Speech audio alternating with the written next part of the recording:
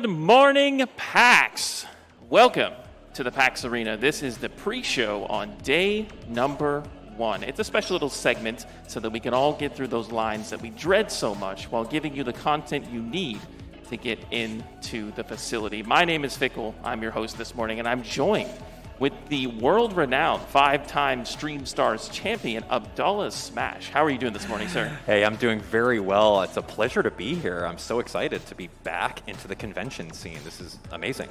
And just as a reminder, this is the very first PAX we've done in over a year and a half with all of our safety precautions, so it is fantastic to be back and be as safe as possible. So let's go ahead and give the audience a introduction to what we are going to do today, and that'll be a great segue into my first question for you this morning. How does it feel to be back at Stream Stars after all these years, after all the hiatus? Tell me what's going through your head. Yeah, Stream Stars has been one of the things that I look forward to every time PAX gets mentioned, right? Having the 4-time champ under my belt has been super great. So now we're back into the Seattle area. We're super safe, and it's Stream Stars. Let's go over here, let's get back into the competition, and let's see exactly how all the competitors are going to do. And so let's give the audience a little bit of the explanation of what Stream Stars is specifically. You want to go ahead and just give them a brief synopsis of what they're expected to see, and at future PAXs, what they can expect to see as well. Oh yeah, absolutely. Now, Stream Stars takes a whole bunch of content creators like myself, YouTubers, Twitch streamers, any other platform, and we put them all in a room and we give them a random game. It's amazing. There is a lot of aptitude involved because oftentimes we don't really know what game we're going to play until a couple days prior. So having that global skill of adaptability and that competitive edge is really going to be what makes a winner in Stream Stars. So yeah, today we're going to be doing a game called Brawlhalla, which is a platform fighter. I'm very excited to see exactly how that's going to go. And there's a lot of different formats that we're going to be doing in the game as well. So yeah, really pumped up. So a little bit of time for you to gloat. Name all the games that you have won Stream Stars at. If you can recall, give them the repertoire of your huge win column. Huge. It's not huge, but I competed in a game called Boomerang Fu, which was an indie dev game, which was a top-down little free-for-all, like a boomerang game. That was really fun. There was a more recent one where we played through Nintendo Switch online games, such as I think there was like Dr. Mario and like a whole bunch of like other ones like the Gauntlet. Yeah, it was a huge gauntlet. Oh, for sure. One of the previous ones was Soul Calibur 6, which was a really awesome time. I had to learn that game from scratch. I haven't played that game since like GameCube, and that was really, really fun to jump into that 2D fighter role. And then more recently, the last Stream Stars was with this exact game, Brawlhalla. So it was a new game back then, and now we'll see if I can shake the rust off and completely win it. So for someone watching online, do you want to kind of give the general culture and feel of a PAX? I know there's a lot of conventions out there, but PAX has this very special vibe, a very safe culture. And what does it mean to be part of the PAX show floor? Yeah, I wish we could cut to some B-roll right now. I mean, there's a lot of people just kind of strolling in over here. There's tons of fans of all walks of life. This is a lot of different PC gamers, tabletop gamers, console gamers, handheld gamers. You name it, they're all here, and it's just a great time to just be a fan of all things, you know, PAX culture and video gaming. And PAX culture is a safe one as well. So you have these lovely enforcers around the arena. They do a fantastic job. They're volunteers as well as the biggest family of PAX. Not only do we have video games, we also have tabletop. We also have theater shows. There's lovely D&D sessions you can go to and attend in person for our shows all around the convention center. Now let's keep it on Stream Stars here. Yeah. How do you feel about this particular tournament going into it? Do you feel confident? You've already played Brawlhalla before and won, but what about this field of competitors you're going up against? Yeah, this tournament's going to be a little bit different than the previous Brawlhalla because the previous one was focused on 4-player free-for-alls, and this time around we're going to do a little bit of 4-player free-for-alls mixed in with 2v2s and then 1v1s. So that's going to be a different dynamic altogether. I was talking backstage with a lot of the competitors, and we seem to be on the same footing as far as experience goes. So it's going to be a great match between every single one of us, and I'm really excited to see just how the dynamic is going to be when it comes down to the massive chaotic battle that is a free-for-all, where anyone can just like press one button and completely steal a KO and get a point, versus like the more refined 2v2s where you have to watch out for your partner and figure exactly how you're going to, you know, attack the other enemies versus attacking your teammates. And then at the very end, single elimination 1v1 sounds really, really fun. And that's like right up my alley, because there's no other distractions. There's no one stealing points. There's nothing like that. It's just going to be you and your opponent. And yeah, really, really, really excited for that. If you're a fan of platform fighters a la Brawlhalla, Smash, etc., you will want to come to the venue today. It will be a fantastic little showing. It's casual, but there is a prize on the line. And it is going to be a 5K prize pool for you guys to take that home. So we will be showing the breakdown there. I believe its first place is like 1,500, if I believe so correctly.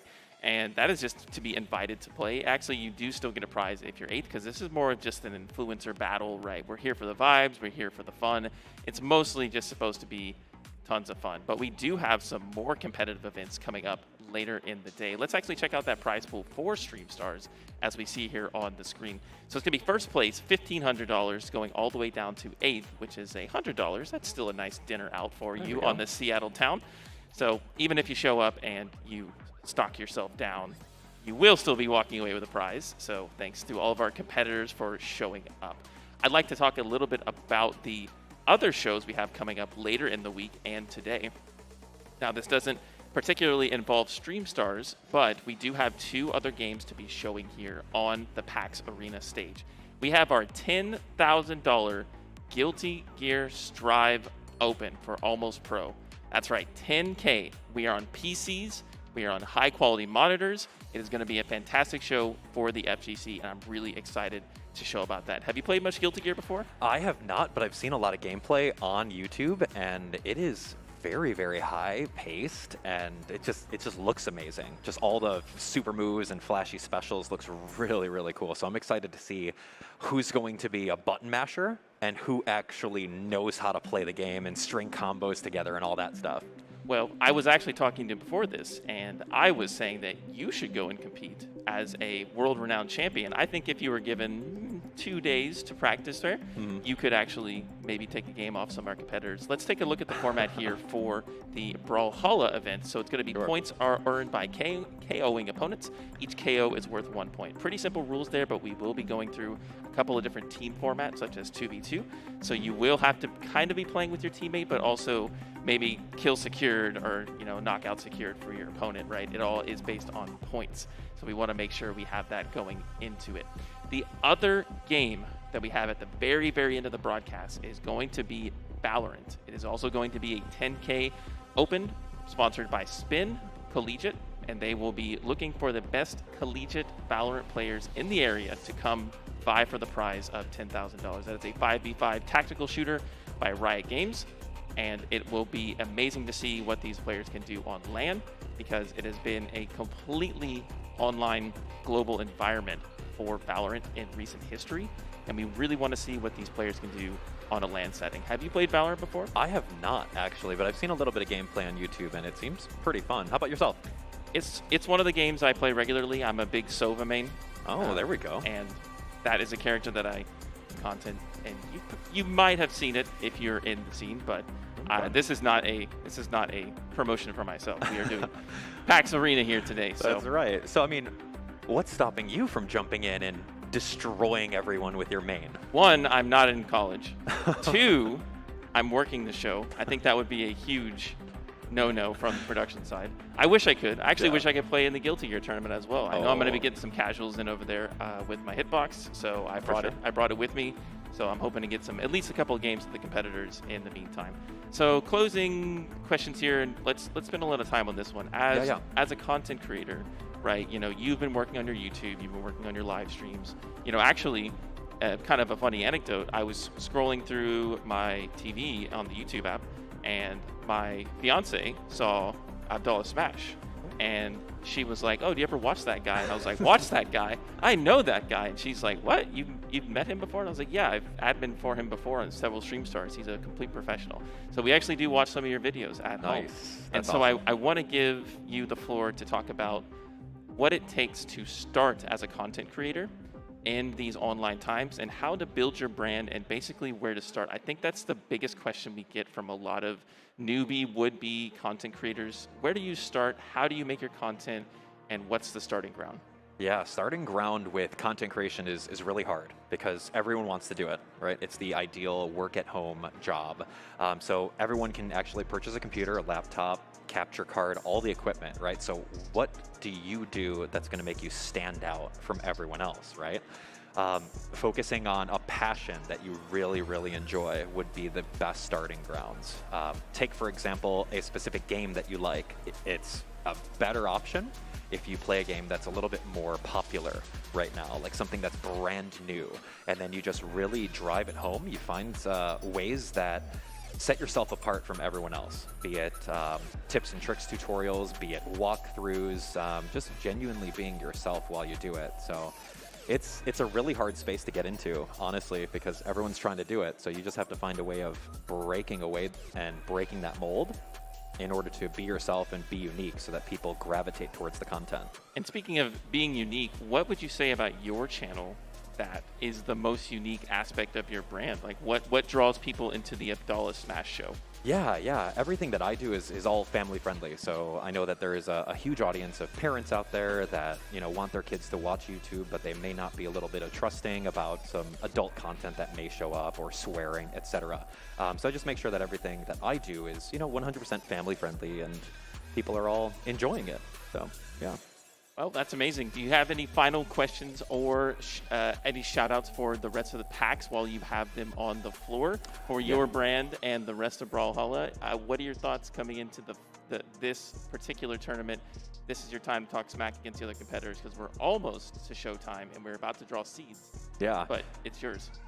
Anyway, Brawlhalla is going to be an amazing game. We've got a very, very talented staff of competitors that are going to be happening over here. I can't wait to see exactly how they do. I can't wait to see what the 1v1 matchups are going to be like, the 2v2 matchups, pretty much everything. I just want to see how everyone does. We're all on like a leveled playing field. We all have similar amounts of experience with the game, and it's just going to be an amazing time. So no real smack talking. I just want to see what everyone can bring to the table. Humble as ever, however, I know that he is prepared much more than what he is giving on right now. So that's going to be it for our pre-show today. Just a reminder of the events we have going on. If you'd like to sign up for Guilty Gear Strive 10K Open, there is a current registration line over by the LAN area. Stream Stars will be starting next, and we have Valorant Spin Invitational / Open coming up on Monday. But the next segment, we are going to draw seeds for Brawlhalla, where you will see Abdallah Smash on the screen. Right now, we're going to send it to a quick break while we get everybody prepared on stage. It's been lovely talking to you, Abdallah. Thanks for coming on the pre-show. Pleasure's mine. But we will be going to a quick break. When we come back, it'll be seeds for Stream Stars. We'll see you then. Yeah.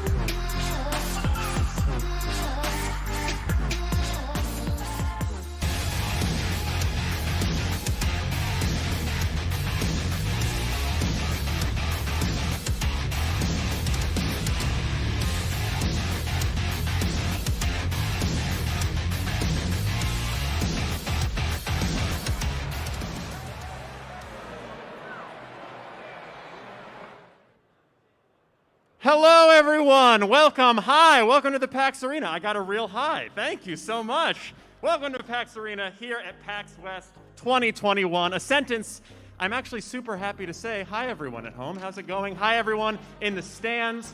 Honestly, I am just so happy to be back here with all you guys, seeing smiling top half of all your faces. It's good to be here. Honestly, if you're having the same thoughts as me, I also don't know what you're supposed to do in public, but I'm giving you a super duper biased rundown of what I think you should do, which is come to the PAX Arena stage. We have an amazing show. Despite having a 20-month in-person hiatus, we still have an amazing jam-packed weekend for you guys. We're still your place for amateur esports here at PAX. We still are giving away thousands of dollars in prizes. We're still have a bunch of your favorite streamers and gamers, and we still have a monopoly on chairs. So if you get tired, come down here, watch some games, sit down, take a load off. I'm sure after being stuck in your house, you're gonna get tired. Like me, you can tell I'm already out of breath. I have not spoken out loud in many, many months, but I am happy to be here. And honestly, it's good for me because I don't actually stand up here talking that much because we have a jam-packed show we have a bunch of events like our $10,000 Guilty Gear Strive Almost Pro Tournament, which is going to happen starting at the end of today. Now, that sounds like a lot of adjectives and nouns. That's because it is. Here's the skinny. It is a multi-day, multi-$1,000 tournament with a bunch of players just like you guys. That's why it's called Almost Pro. They could be professional, but they're not. It's like me. They're all vying for $10,000, and that starts at the end of the day. We also have our Spin Valorant tournament. That is also, I was told this morning, also has a cash prize of $10,000. So that is an amazing prize. It's going to be given away on Monday. But today, we are starting with Stream Stars? Is that what it's called? Yeah, it is. Stream Stars. We're starting with Stream Stars. Can you tell it's been a long time? Stream Stars. Starting right after I stop talking, which hopefully is going to be soon. We have all your favorite streamers and broadcasters and content creators all coming up on stage, vying for these medals here and a giant trophy. There is a bitter rivalry between every single player and Abdullah, who has won 4 times. We're going to see how that shakes out. But first, I have overstayed my welcome probably 5 minutes ago. Let's go ahead and throw over to our casters. The #1 dynamic duo in gaming, I'm going to say. Forget Mario and Luigi. Forget Jack and Daxter. Forget Sonic fans and their weird fan art. We have TK Breezy and EE on the desk. How you guys doing? You guys are looking good. All right. Well, what an intro right there. Look, man, you already know what time it is. The Black Plague is in the building. Welcome, PAX Arena goers and the people on the stream, the PAX Arena viewers. We are about to get into some great action today. That's going to be the Brawl Stars for Brawlhalla. It's going to be great, man. But I'm TK. This is EE. How you doing, man? I'm doing fantastic. It feels good to kind of be back in person with all the homies, and most importantly, kind of picking up where I left off at the last PAX, which was on the mic. So always a good time for sure. And of course, this is one of my favorite events, mainly because it always showcases games that not everybody, including myself, sometimes is familiar with, but they're just so entertaining, right? And you get to see all these different streamers compete. And now we got cash prizes and stuff like that, so it's going to be a good event. Yeah, man. So obviously our first event of the day will be Brawlhalla. It's going to be some nice free-for-all action, some doubles action, and of course some singles action all together. Now, I'm very interested to see what these people are going to play, because a lot of these people are probably new to the game. So when they decided to pick up a character, they most likely pick someone either from Free Week or someone they just looked at and thought this character looks cool. So putting the meta aside, we're probably going to see a lot of interesting characters here. But here we go. This is the pools format. In pools, points are earned by KOing opponents. So you cannot just sit around and hope that you be the last person. There goes my strategy. I'm a camper in a free for all. I'm camping. Yeah, man. So each point is worth each KO is worth 1 point. So obviously you're going to be trying to, I think, you can still potentially get away with that. I think if you kind of just sit around and then wait until you see someone in red and you're like, all right, I'm going to run over there and hit them real quick with a SIG, then cool. But look at the way we're splitting out this prize, man. First place getting a nice 1,500. For this amount of work you're about to do, that's a nice chunk of change. That's good. That's good right there. Everyone's getting paid here, though, at the very least. We got some nice, 100, 200, 300, keep going all the way up.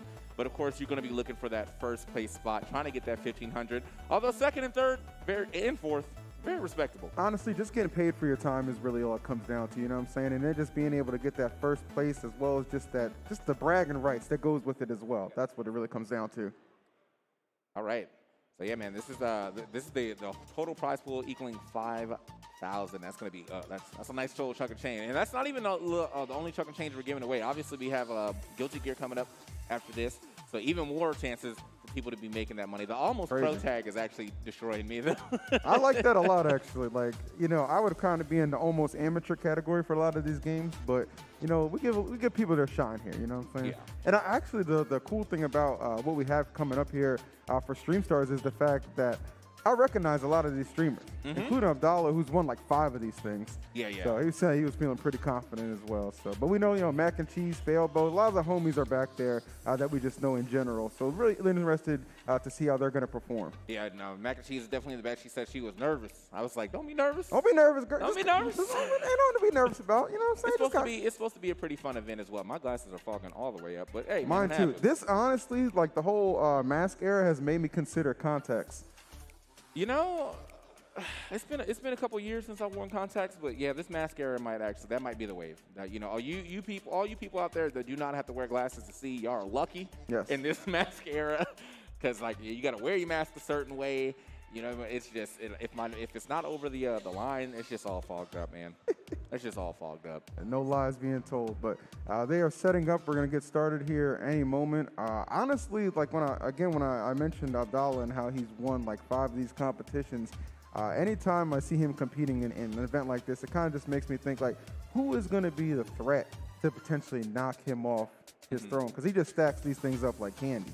Yeah, I mean, like, look, I mean, you say 5-time winner or the back-to-back. He won like 4 or 5 of these things. Yeah, no, like when you got someone going like that, man, like you, that's a guy you got to gang up on in the Oh free yeah, for so all. you're already giving up the stress. Like you just by any means necessary get those. I mean, you get a point via each KO, right? So it is optimal. And if he's like somebody you kind of view as a threat, yeah, I mean, you might be fighting over who's gonna get that final blow, but yeah. So man, but if you're sitting around the arena though, obviously, man, as we said, we have a surplus of chairs for y'all to, yes, to please be hanging out. Feel with. free to take a seat. Yeah, take a seat at any point in time. There's also going to be some more Guilty Gear later. I actually see the Guilty Gear setups over here to the right of us. So if you're in that tournament and you want to get a little practice in, it might be your time. I did not bring my stick, so I would not be playing. But if someone has one I can borrow, I will definitely run some sets. Would you have, all right, in either one, because I know you play like both these games, would you have entered any of these competitions? Do you feel like you would have won? If I, no. No, I mean, you're being humble. Hold on. This one, I know. That's not what you said in the hotel. I play Brawlhalla.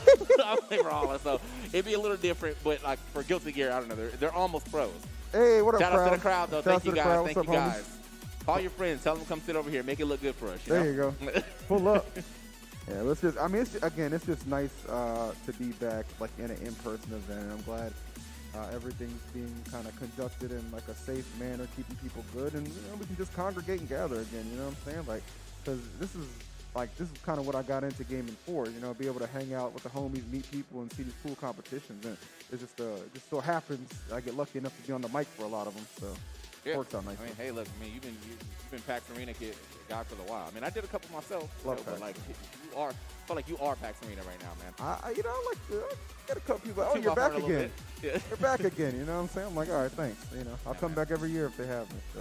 I think we're just getting everything set up. As you can see, like directly behind it, right about there, there's some players, and then right about there's some more players. So we're just go ahead and get them set up real soon. The thing about Brawlhalla is that like because you can play with multiple controllers, there is a little bit of a extra setup that needs to be done. So you know you can play on your keyboard, you can play on your Switch Pro controller, you can play on your Xbox controller.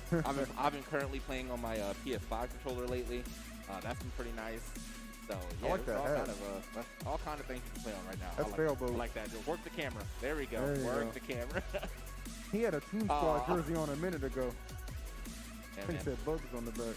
Shout out to our staff up there trying to get everything ready and to go. So, and then there's our young prodigy himself right there, man. Like this guy, you know what I'm saying, had to get his mom to sign a permission slip. That's how his young he mom's is, a real man. one, bro. She's like, I got you, baby. It's like pulled up to the event, signed everything for him so he could compete. That's a real one right there. Shout out to Mom Dukes if you're in the crowd. Yeah, for sure. Like, look, man, I will always say, because we came from a generation where like our parents were kind of like, y'all gaming, and like now to like grow up and see like parents really be accepting of like, their kids gaming and stuff like that, man. It's nice to see. It's nice to see. My mom, I mean, big shout out to my mom now. Now that I'm famous, she loves me. Oh but before then, I was nobody. Anyway. That is funny. Yeah, always got shouts to the real parents out there supporting and stuff like that. And Yeah. you'll find a lot of them here at PAX, not just like in the PAX Arena, but just all over in general, just having a good time, which I for one appreciate because again we are from that old school era where it's just like playing video games. Nah, you get your head busted. You know what I'm saying? Yeah. At least professionally. I don't know. Wasn't no dang money in it back then. Like, I'm trying to be as professional as I can. I'm also trying to. This is this right here. You see this? Y'all see that? I know y'all see that. That condensation that's hitting right there. I need like production. I don't know if y'all can make this happen, but I need like the Windex with some vinegar. Oh, you know what? Defogger. Huh? The defogging A stuff? defogger? Yeah. Defogging stuff actually works. I had some. I think TSA confiscated it. They took a couple things from me on this ride over. I don't know why. Everyone has told you you're supposed to wear your mask, but you got to bring it all the way up and like under your glasses. But then like it ends up like going under my chin. Like maybe I need like an extra large. Adidas, I know y'all hear me. Like just this one size fit most. I'm not most. Like, Aero D. not the most. Yeah, bro. I need one size fits a couple more. So. And the beautiful crowd out here. What's up, crowd? Thank you. What they do, crowd? Nice little wave developing here. Okay. Okay, we almost. I'll do it a too. little title. Get in there. Right at the shore, right at the shoreline. There we go. So. Oh, is that us in the back right there? Oh, that is. Hey, that's us. Oh, hey, that is us. Okay. Hey, look at us. Hey. It's hard to miss my big head. That's why I put a hat on. So. There you go, man. Yeah. So this is Wow. well, I don't even know if we're still setting up right now. I feel like we're still setting I think up. we're still setting up. We're just chilling. This is called professional filler. Yeah, professional. This is professional filler right now. We do a damn good job of it, right? Start talking about whatever. Like, hey man, so what are you eating for lunch today? Because I'm thinking Shake Shack. I jammed Shake Shack yesterday. It was delicious, actually. Big fan of that area. Not to say that I'm. If there's ever a partnership that I could get on my own stream, it'd be Shake Shack. For Shake sure. Shack just hits different. I live in California now, so everybody spams In-N-Out and stuff like that. In-N-Out is good. Don't get it twisted, but come on, guys. Like, be honest with yourself. And if you haven't had it yet, take the 10 minutes to go walk there, and then I'll prove you wrong. Yeah, it's actually like super close. Yeah, it's actually also like just honestly, man, just the city of Seattle, or at least where we're at right now, is like such a nice area. I love it. Yeah, like we've came here for like a couple events for like Smash, but also a decent amount of PAXs as well. And just like every time I've come here, like it doesn't matter what part of the city I'm in, I'm like, yeah, this is a beautiful city. Yeah, it's a nice looking city. It's like it reminds me of I might be going out on a limb here, but I say this, it reminds me like one of those cities in Pokemon, like how clean it is and the way it's constructed. It's just. Well, which city? I don't. Well, okay, obviously I don't know what city. I had to put him on the spot just to see, because I don't even know all the names of the city. But it just has that vibe to me. You know what I'm saying? But let's just say, what is that? Where's the joint with the big mall in the first one? Is Celadon Cerulean? Maybe. Cerulean? Saffron?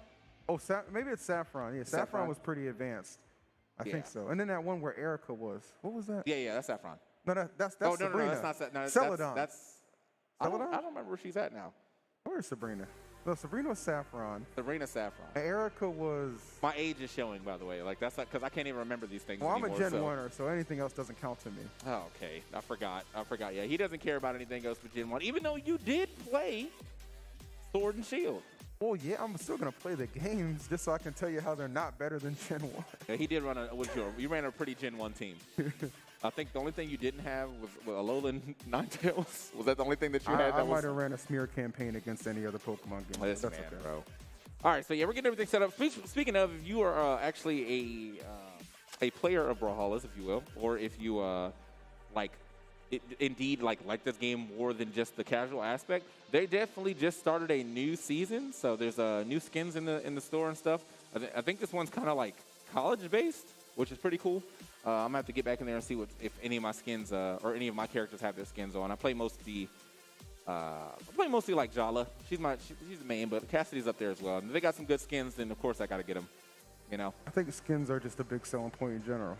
Skins in any free-to-play game, like I feel like that's almost the best format now. Free-to-play, sell some skins, and profit. So. Is that the TK strategy for developing? If I ever make a game, it's free-to-play, sell skins, profit. In fact, that's probably going to be the name of the game. Free-to-play, we sell skins, profit. That seems like a difficult search in the Steam store. I'm not going to lie to you, but all right. I mean, I get behind it. So, I don't know. Again, we're just chilling right now, waiting for everything to get started, but we will be right back. On the other side of this break, we'll have some Brawlhalla action for you. Don't go anywhere.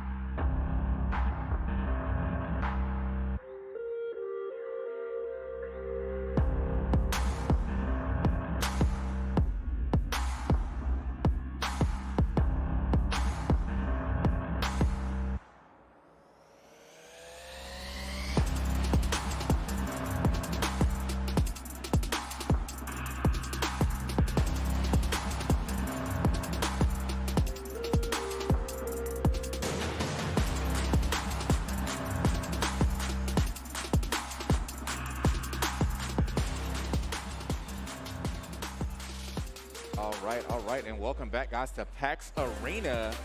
I'm TK, this is EE, and of course, we are actually going to get to the game now. We actually had to get some of the controller situations. As I was telling y'all before, man, so many controllers can go into Brawlhalla that can get the wires crossed a little bit. So sometimes you gotta, you gotta troubleshoot some and make sure we get everything ready.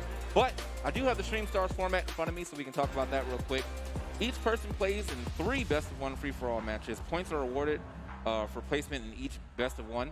Then, based on points after the free-for-alls, we split the players into in teams of 2, first and 8th, second, 7th, stuff like that. And then those teams of 2 play a round robin. Points are awarded for placements on the round robin standings as well. Head-to-head wins and tie breaks and stuff like that. Then, seeded by the points after the 2v2, we play a single elimination bracket. Points awarded for placement in the bracket. Overall winner determined by the total points earned across all of this. So you really can't afford to loaf on any of it. No, not even a little bit. So, I mean, because even if, like, say you loaf on the first 2 parts, but then you win the single elimination bracket, like, the first 2 parts, if you didn't do anything in those, you could still definitely lose. So, hey, man, it's part of the game. It's par for the course, man. You got to try in every single situation that we're being put in. So we got the people. I actually really like this because I remember I have to go back to like PAX South like over 2 years ago, something like that. And we did have Brawlhalla there, which was awesome, but it was just free-for-all format. I like how they've incorporated doubles into this and then going down to a single elimination bracket as well. So you kind of get that sense of, okay, I didn't win this event with anyone else's help, but I got it done myself in the 1v1 single elimination format, which culminates at the end. So I think that's really good. Yeah. So, I mean, look, man, that's the type of stuff we want to see. But also, I'm really interested to see how these doubles play out because, like, if we're doing the seeding the way they are, first, 8th, second, 7th, third, 6th, and stuff like that, that's going to be pretty interesting to see how these teams actually match up when it comes down to the more top-heavy teams, like the first and 8th and second, 7th, against the teams that are more closely matched, which would be, the 3rd, 6th, and 5th, and 4th. So, just see how that one plays out. We are again just setting up. I have it on the screen right here, and I really wish. Like I see the skins, I see the back-to-school skins thing. They did a back-to-school skins thing before too. And those back-to-school skins were super nice, but it seems like they're doing it again. Back to school, see, that's a game that's in tune with its community. You know what I mean? I mean, everybody got to go back to school at some point. Yeah, for sure. And there's a lot of, definitely a lot. It skews a little younger here for this game for sure, but like not in a bad way. It's just nice to see like how the communities how different communities, like how the age demographic works. Right. Because I definitely, there's definitely a couple people that I know that play that are closer to my age, but for the most part, most of them are like anywhere between like 15 and like 23. Oh, okay, I got you. Yeah. That's fair. Fair enough. Well, we have a couple different ages up there being represented by our streamers on stage. So this will definitely be a fun one. Again, I think we got our controller issues sorted out, so we should be getting started any moment. Looks like I just selected a couple characters right now. Now, again, TK, me and Charles, who you guys will see later, Charles from TSM, we're a bit new to Brawlhalla, right? So we're kind of learning as we go too, while still being very much so invested. Who are the characters to watch, or excuse me, the legends to watch out for in Brawlhalla? Anyone specific, like the go-tos? See, I feel like it really depends on what you're playing. Like, but for most of it, and for like lower level, I think Taros is a solid pick. Okay. Taros has a hammer and he has an axe, and he has 9 force. So okay. Yeah, like he can get up to 9 force, which is like a very, very hard hitting. So basically what happens with Taros is that you just fish for like single hits a bunch, and then by the time you get someone into, let's say, orange, then you can start fishing for SIGs. But the thing is, you can fish in free-for-alls like this, you can just fish for SIGs anyway. Yeah, period, because you're probably going to hit somebody. Yeah. I mean, his SIGs cover a lot of space, so like his side SIG covers, like, it's 2 swings in front of him. His neutral SIG on his axe is a big slam down. His down SIG on his axe is like just a shout around him. And so, like, he has really, really good tools. Another person that I think you could look out for is Queen Nai. She has very, very high defense, but very safe SIGs as well. She's kind of slow, but like speed doesn't really matter too much. I feel like in a free for all when you're just kind of like, you're basically hanging out until you can find a KO option, and she has pretty good KO options. So. All right, well, there you go. So they got some choice selections right there. If anybody on the stage is listening, I'd heed that advice and maybe select some of those characters. Your weaponry obviously goes a long way too in what you select to pair with these legends as well. Yeah. So basically, I mean, you can pick a legend based off of like how they look, if they're physically appealing to you. Like you say, like you like Sentinel because he looks like a superhero. All right, cool. I'm all about aesthetics. So that's me. That's 100% me. You can do that, or you can pick them based off weapons. So if there's 2 weapons that you know you like in this game, there's most likely a combination for it, especially if you're using an earlier weapon. So if you want like sword, bow, there's Koji. You want sword and blasters, there's Thatch. So like it's some people play like that. I am kind of like I'm like half and half because there's some characters like in this game that I really like the aesthetic, but then they'll like I don't like their SIGs or something, so then I won't play them. Right. Like Yumiko's a pretty cool character. She has a hammer and a bow, but I don't like her hammer SIGs, even though I like the hammer. So I don't really like messing around with her too often. And yeah. All right, well, there you go. A lot of options. I think that's one of the reasons why this game has just become so popular. I mean, even like years ago in like the early stages, I remember you and Fats used to stream it a lot. Yeah. Used to play that game a lot. I was like, what is this game? And it definitely hung around and built such a strong community on the competitive side of things. And then here on the more casual side, more free-for-all, fun type action we're going to bring you today. You'll still see a lot of people having a good time. And if you're new to Brawlhalla, I would advise checking it out. It's actually a game I've been casually enjoying for many years, and let me tell you something, they do a great job just holding down their community in general. Yeah, I mean, Brawlhalla has grown like exponentially from like its first iteration. Like I think the first time I actually even touched Brawlhalla was like a PAX 2015 or something like that. It was like a really old PAX, and we played like a pretty early version of it, and even then it was fun. But it had its issues with defensive options, so they made it faster. They put more offensive options in there. They put more weapons in. Like the first new weapon they added was the axe, but then they kept going. They got gauntlets, orbs, bows, great swords, cannons, all kind of stuff they've been adding to this game. And it doesn't stop. I mean, they've got a billion crossovers. They just got TMNT or Teenage Mutant Ninja Turtles in there. They got Steven Universe. They got what's that? Shovel Knight. They have all kinds of. They have some really cool wrestling themed skins as well that I remember seeing about a year ago or so, and I was like really impressed with those, like Xavier Wood and Undertaker and stuff like that. I was like, that's sick. So definitely appreciate that kind of like that fanfare, if you will. Yeah. So the only thing this game is missing is Wukong. Now, and I say that because Wukong will make it in every game. Now I think there is a Wukong skin for Wu Shang, so I guess it still counts. But yes, Wukong will make it into any game that he can make it in. That character is entirely too popular. There you go. That's what it comes down to. So I think we're getting ready to get started. Anyway, so you guys can't see what we can see on our screen, okay? Just doing some, I guess, adjustments on graphics and stuff like that. I am far from a computer whiz, as you know. So I was like, I definitely did not look, but I think we're re-logging into Steam real quick. So we'll be getting that. Did you hear that? I did. Somebody actually cracked open a cold one. Somebody in production's having a good time. We love it, man.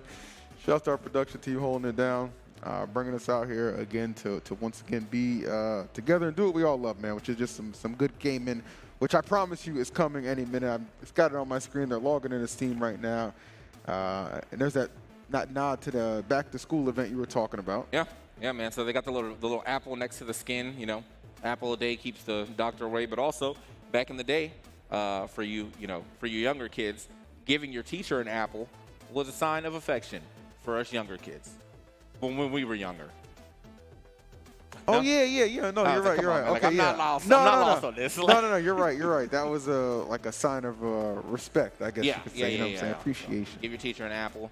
I'm not sure why that was a thing, because like, were they hungry? Like, why was it always a red apple? Those are like not even the best I think apples. that's just like it just kind of fits the aesthetic of a desk, of a teacher's desk. Oh, just like a shiny apple right there. Now obviously you start piling like 6, 7, 10 of them on there. It's a little odd. Okay. And it's probably going to spoil before you get an opportunity to enjoy it. But fun fact though, if I ever become a teacher and you want to give me an apple, I'm gonna need the golden one. The gold, like the sweet gold apple. Whoo, shit. You know what I'm saying? That apple goes stupid. I want one of those caramelized ones. Those are really good. The caramel ones? I don't really think that's. I don't know if I would trust one of my students to bring that to me. Well, hold on now. I mean, obviously it comes in like a package and what have you. Sure, was it terrible? He's like, I made it myself. Like, I'm good. Well, in that case, I'll eat it. I'll eat it at lunch. You don't need to see me consume it, if you will. That's like one of those norms. Like, if I can speak for a minute though, like the whole Apple teacher thing. You know what else I always found a little strange? This has nothing to do with the game right now. I'm just completely ranting. Don't mind me. We are definitely riffing. Just don't mind me. Milk and cookies for Santa. So cliche. Well, what would you give? Because nobody varies the cookies. It's always just chocolate chip. If I'm true. Santa, I want some snickerdoodles. Okay, I had this birthday cake cookie, knocked my socks off. Okay. There's just so many options you have, but everybody's just so plain. For the longest time, I didn't even like cookies, and I realized it's because I just keep having chocolate chip. Once I've diversified and found all the variety out there, I'm a cookie fiend. Yeah, I think if I was stuck on just chocolate chip, I probably would have not liked cookies much either. Now, if I'm Santa, just leave me a plate of ribs. You know what I'm saying? Like, now that's gonna get me going. You know what I'm saying? Not the ribs. Just come downstairs. You're just like, is that a plate of ribs? All right, well, while Santa gets the itis over here, we're going to take another quick break. Don't go anywhere. I promise we got Brawlhalla on the other side of this break. We'll see you in just a minute.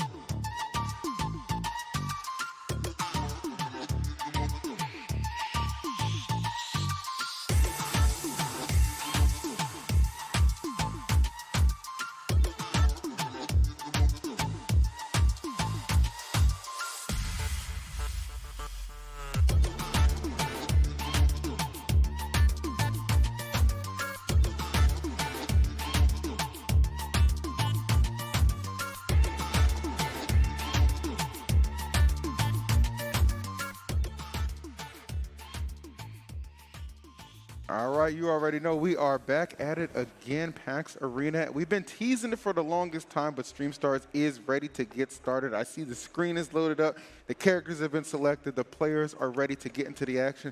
Again, we are going to be rolling this thing in a couple of different ways, opening up with the free-for-all. All right, so there's going to be 3 of them. They're best of ones. All right, so it's kind of like your placement, getting those KOs, everything kind of. It all adds up at the end of it when we finally get down to how the event's been seeded and that single elimination, which is going to determine it. But we can't get there without starting with the free-for-all. So here it is. Finally, our first game of PAX Arena is opening up.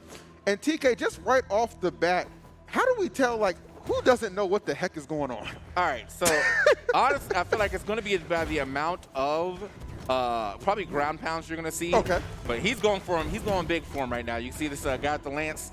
Definitely is dropping as many ground pounds as possible. Now, interestingly enough, these are all great free-for-all characters. Zol does big damage. Okay.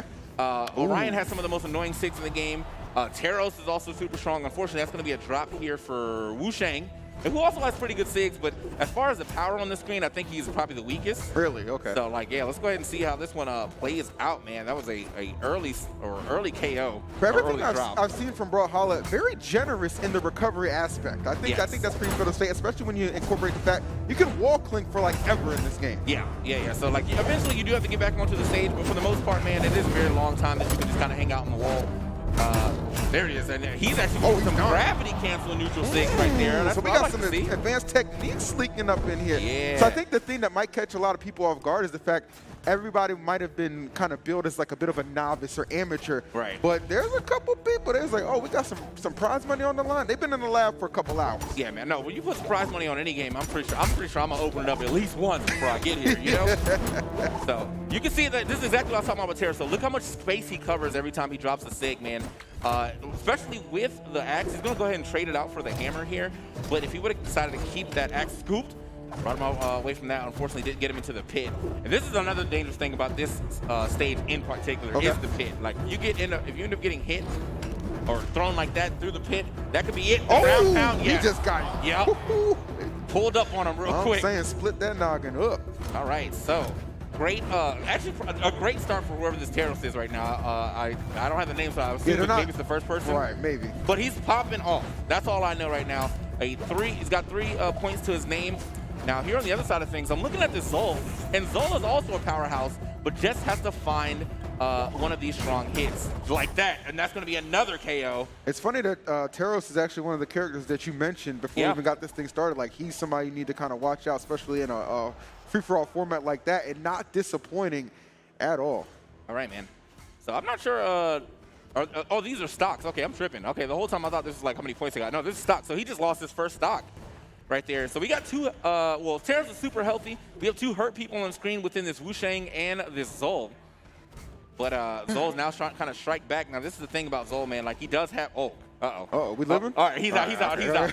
So he burnt them jumps quick. Like, I got to get out of here. He just wanted to keep that stock alive and reset my situation. Yeah. There it is. Another weapon in hand.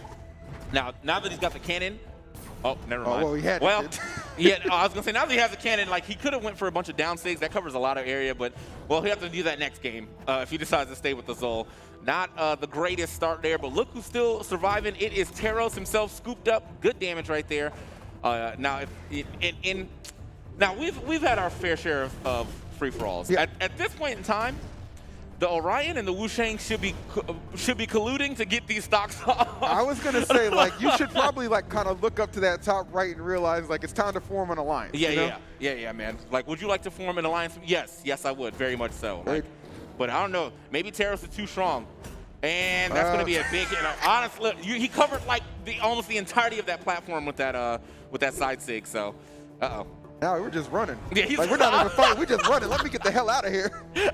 Help me. Okay, hold up. Good SIG right there.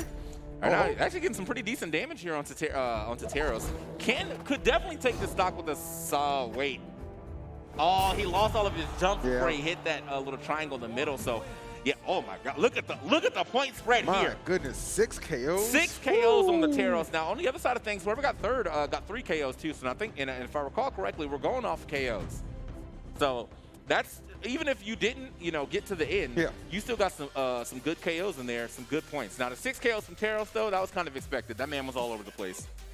Yeah, he was just dominating, like from kind of like you even like noted like right from the beginning, he was just kind of just muscling his way through. And 6 KOs, a really good way to kind of set the tone and open us up, man. Brawlhalla here at PAX Arena, again, StreamStars event, going crazy right now. Yeah, so, I mean, look, so far I'm going to have to give that edge to that Teros for sure.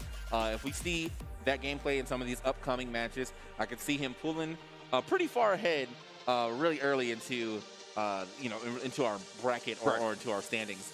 Because, of course, the free-for-all was the first part. They do have to do 2v2s later, but the way that he slated, he might actually be the first, first placer. So he's going to start looking out to see who is the lowest placer and see who's going to be on his team. Definitely. Yeah. Okay.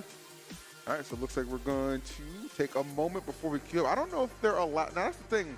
I don't know if they're allowed to, because I know this is 3 of them. So we're going to see 3 of them free-for-alls. Are they allowed to switch characters in between, or are they locked in? That's something I didn't clarify. I would assume they'd have the ability to switch characters. I mean, there's so many damn characters in this game. You don't want to just lock somebody out. That's what I'm saying. Like, I mean, like, I think it is good, especially if you're like new to this game, to like start with 1. But if you like find a, like as I said, you find a weapon type that you like, why not just look at the other people? Like, hey man, you really like the hammer, so maybe I'll try to play core as well. I'll play Teros the first game. Teros is dope. I like the hammer. I'll try core. I'll try Cassidy. I'll try Scarlet. All these people wielding hammers, but with a different weapon as their second weapon. Yes. And that could be something that actually works out for you. As far as this Teros, though, that was just an example. I would not switch off Teros. He is popping off right now. But anybody else that they were thinking about, like, hey, man, maybe I'll try another character. What if everyone just decided to mirror him and just went Teros as well? Look, I'm not. For a free-for-all, I am 100% with that idea. Like, I think if I was playing, I most likely would have played either Teros or maybe Thor. Thor's pretty good too. But for a free-for-all, yeah, Teros is that guy. He just covers so much space. Like, being able to cover that much space with your SIG. Cassidy also does a really good job as well. Her down SIG is like a tornado that just kind of goes across the stage. Like she winds up and goes across the stage as a tornado. That scoops up anybody who gets scooped up in it is going to take damage. She also has her lasso one for a good vertical KOs, and then her side SIG is just a double swing, but it hits really hard. So if you wanted to go hammers with Cassidy as well, hey, he's a pretty good character too. Look at this free advice right here, okay? Everybody's talking about this Metafy stuff. We can just come right there. TK on the cast, he'll let you know everything you need to. Now, I do need that 15% off, but, no. I'm just saying. So we're going to go ahead and throw it to the stage real quick to see. I'm most likely to talk to that godlike Teros, but let's see what we got on the stage for this interview. Take it away. I'm actually here with Bowser. Bowser, how do you think that game went? I think it went well. It was a little warm-up game, so I was playing a little weird, and then I kind of got more used to it when I was playing a little bit more. I mean, yeah, you definitely bodied the competition. That was very modest of you. You're just like, you swept it up. You're like, yeah, it was a weird game. What was so weird about it? I don't know, just like, I haven't really been playing the game, so I was just kind of just more getting back into it. Because I play like Smash Bros, so it's like, oh right, I can't shield.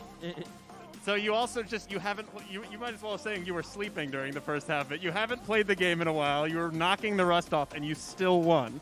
Is that accurate? Yeah, we'll just go with that. There we go. I need some confidence from you. If you win like that, you can pump your fist. You can run around the stage. We'll do whatever you want. Does it help? You're the one who had your parents are here to sign. Your mom is here to sign a release form for you. Does that help or put unnecessary pressure on you that she's here watching? Not really pressure, more just like happy she's here watching me play. I think it's just really nice having parents watch you play. I mean, it's definitely a much longer, quieter car ride home if we go all the way out here and you don't win. But hey, no pressure. Thank you for coming, Mom. Is there anything you want to say to her right now after that win? I'll win for you. I love you. There we go. He's going to win for you. Well, now you definitely can't lose because then you're losing for Mom. Round of applause for that. Are you at all worried about Abdallah? Should I even say it? Is he the one who should not be named? I know he's won every single one of them. Are you worried about him? Let's dethrone the king. All right, let's dethrone the king. That's what I'm talking about. Round of applause for Bowser. We're going to go back to TK and EE at the desk, and I'm going to be this man's hype man. I'm going to get him to sign a contract. Over to you guys. What a young, humble king right there. You heard that? He was like, yeah, I don't want to brag too much. but it was like also like a humble brag. He's like, yeah, you know, I ain't really played too much lately. It was something slight though. All right, I'm not even in season. I'm still about to slap y'all, but I'm not gonna say it too direct. You know what I'm saying? My mom's watching. I gotta keep it a little classy and stuff like that. I respect all I that. know is if he does get first place, Mom, like that, he should be giving you some gas money though, right? Like Extend that curfew to 10. Yeah. All right? We're all staying up late tonight. That's what I'm talking about. I'm with it. I am 100% with it. But no, always good to hear from the participants, especially the younger guys. They're just like excited to be here. Yeah. And also talented as well too. I think that's one thing. Being just in gaming in general has taught me is just like the younger talents tend to just really have like the most potential. You know what I'm saying? Like just kind of come out of nowhere and just wow you. Like that happens to us all the time. We do a lot of Smash Bros stuff, and they got some great young kids who participate in that game as well. So good to see that trend continuing here in Brawlhalla. Yeah. So, I mean, I think we're going to get our next people up there relatively soon, get back into the action. Yeah, man, big, I mean, as I said, though, big start for Bowser himself, man. 6 KOs right from the top of the game. That's got to put him pretty far ahead. Now, I'm not saying that somebody else can't come through with the 6 KOs themselves or even more. I mean, there's 9 whole stocks you can take on that screen. But the fact that that man was able to take 6 of them, that's a solid start. That ain't bad. That's basically what we're saying. That ain't bad. So, yeah, another good start. And I think they're prepping the next round of participants as I kind of see a little bit what's going on back there. I know we got the controller issues sorted out through, which is really good. So I think everybody just needs to sit down, select their characters, and then get right into it. Again, once I said, I was reading off of here. This is 3 best-of-1 free-for-all matches. Then eventually we're going to have some doubles based off the seeding here, and it's going to go into singles. Which is single elimination. So it's kind of funny. Like you kind of have like a little bit of a grace period with these first 2 formats that we're running, and then like once you get into that singles, that's when it's like, all right, you're one and done basically. All right, so it's the homie up there, Mac and Cheese. Mac and Cheese. They just swapped off her. I was gonna say, let me get the wave real quick, but no, it's Mac and Cheese up there. Got 3 other competitors as well. Not super familiar with everybody here, but I do think that Abdullah is in this block, right? Yeah, Abdallah, Hey. Mr. Five-time Stream Stars champion right there, looking to add a 6th. And you see the trophies down there too, man. Would love to get his hands on one of them. This is my man just goes dummy. When he actually walked in the curtain when we were chilling in the green room, and I was like, just give him the damn trophy. Look, man. Look, that's when you know he's in it to win it. Now, I will say though, man, like when you won that many things, bro, you gotta, if he streams, like, you know, if he streams regularly, he's gotta have that in the background. Like that's gotta be part of your setup. For you like know? streaming or your YouTube, like any of that, like you just have to show that off. And the crazy thing is, it's like it's through multiple games. It's not just one, one game champion. Like he's won multiple games. So I think that's what makes him so dangerous in any format I see him participate in. Anyway, that's definitely got to be in his intro, man. What's going on, YouTube? 5-time PAX Arena winner. You know what I'm saying? Got to do it up on that one. So we're gonna go ahead and see. We're getting everything set up again one more time, but you know we got one of our homies up there, and obviously the winner as well. Give us a wave. I see you. Wave for us. Come on, Mac. Hey! Here we go. She's literally like, I'm so nervous to be up here. We continue to put her in the spotlight. That's what real friends do, okay? True friends. That's what real friends do. I don't know if I tell you different. Right? Yeah, man. We have a good time, no doubt about that. But I was on the floor earlier, just checking out. Cool to see a lot of the booths here. I know everybody obviously wasn't able to make it out for your typical PAX, but like this is just kind of like a nice. More subdued PAX. Yeah, exactly. But it's a nice start to how we want to kind of get things back. It reminds me of the first PAX West, or not PAX West, PAX South. PAX South, the first one was actually pretty small. But in San Antonio. Yeah, right? But it was still cool. Like it was like, it was small, but it was like I knew a lot of people there, and it was just like a nice little homie hangout. Right. And I feel like we're kind of in the same boat right now, where man, it may not be like the biggest expo floor or anything like that, but like I've seen a lot of people that I do know here, and I'm excited to see my homies again. So, maybe the after festivities will be nice, but until then, we obviously got to get through the PAX Arena part of this thing. And Seattle in general is just such a beautiful city. You know what I'm saying? So like I can't even complain. Like both meals I've had here already have been, and yes, one of them was Shake Shack. Okay, yes. Very generic. You can say whatever you want, okay? But I had some Thai food yesterday. Okay, look at them getting Knock wild. your socks off, okay? Yeah. Oh, shouts to the crowd filling up a little bit right there. Bro. Good to see. Yeah, give it a wave. Don't be shy. Yeah. Somebody you know is watching. Don't be shy about it. I'll say. Yeah. Every time we've cut back to the crowd, there's been more people in those chairs, which is nice because again, we have the monopoly on chairs. That's true. If you need a seat, that's true. These booths are struggling out there. Yeah. If you need a seat, you gotta come over here, bro. Like it's only fair. So yeah, man. But again, thank you guys for who have all showed up so far, man. We appreciate you guys very much. So as we get set up, it looks like from looking at the screen right now, I think we actually are setting up and getting into it. Okay, we've got some selections. Yeah, actually, I think so. Let's go. Okay, so right now, Queen Nai. Queen Nai. That's got to be Mac. Yeah, That's gotta of be course. Mac. Why we keep putting her on? It's like, all right, man. But yeah, no, so we have, I know y'all can't see it yet, but I will tell y'all, we have Orion, Queen Nai, Scarlet, and Mako. Mako, a newer character in this game right now. Great Sword is the latest weapon that they put in, and so we're still, adding people who do have the Great Sword. And Mako, probably the best Great Sword user right now. Really? Off of the fact that, first, the Great Sword SIGs are amazing, and two, the Katars are in a really good spot as far as the meta goes right now. All this really doesn't matter in a free-for-all, but I'm just kind of It's got relevancy It's all got around. some background. It's got relevancy all Throwing a around little because it's not background. always going to be free-for-all. Again, we are going to get into doubles, and through there we will get into singles, and that's how we will eventually crown our champion. If you're just tuning in, we did have a Taros that just went on a 6 KO streak in the first free-for-all. Guy was just a menace. Yep. So definitely somebody to kind of keep an eye out for. Yeah, man. And so, like, I think I'm looking at this one, and honestly, like, there's a potential for a lot of menace thing to be done here. If the Mako knows anything about slide charging, that slide charge down sig covers so much space off the stage that it's like, all right, man, it doesn't matter where you're at, you're probably going to get hit by that.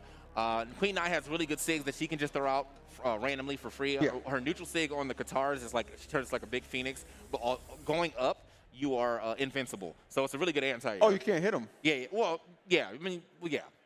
Yes, Oh, you yeah, can't hit okay. them. I was like, I don't really know. It's not like you can try to hit them, but it's going to go through them because they're invincible. So. Okay. And then Orion, we saw Orion earlier. Orion has really good SIGs. Didn't really get to see too many of the SIGs, unfortunately, but Orion does have really good and very annoying SIGs to deal with as well. And our last character was, I wish if I could just kind of move this out the way. If we could, yeah. Scarlet. It was Scarlet, Scarlet. there you Yeah. go. So Scarlet, she's also a really good player as well. She's like the steampunk princess of this game. But the thing is, all that steam is a good hitbox. So she has like a lot of like moves that like incorporate steam into them. Or I think her down sig with her lance, she just turns it around and pushes steam forward at you, and that like a large hitbox in front of her. And it's That quick. just sounds frustrating. Yeah, and it's super quick. So it's a lot that you have to deal with on the screen for all four of these characters. I think it really just depends on who has the better positioning when it comes to this free-for-all. All right, well, we'll see. I mean, is there any like stage variables to be aware of? Like, I'm actually not sure how they're picking stages, because like in this game, like, when you're playing competitive, obviously you're playing on like stages that are very akin to like Smash stages. You have tri-plats, you have a solid plat, you got a moving plat one. But when it comes to like the wackier, sillier stages, you'll have more stuff like that. You'll have this one, you have Twilight Grove, I think is what it's called, and it has like just this block on the right side that's just kind of like, it's just there. just there to look good, basically. It's just there. People get like bouncing hits off it all the time, so it's really nice. There's a couple more areas with pits in them and stuff like that, but obviously we're going to get into the action relatively soon, but it's going to be right after this break. Guys, don't go anywhere. PAX Arena will be right back.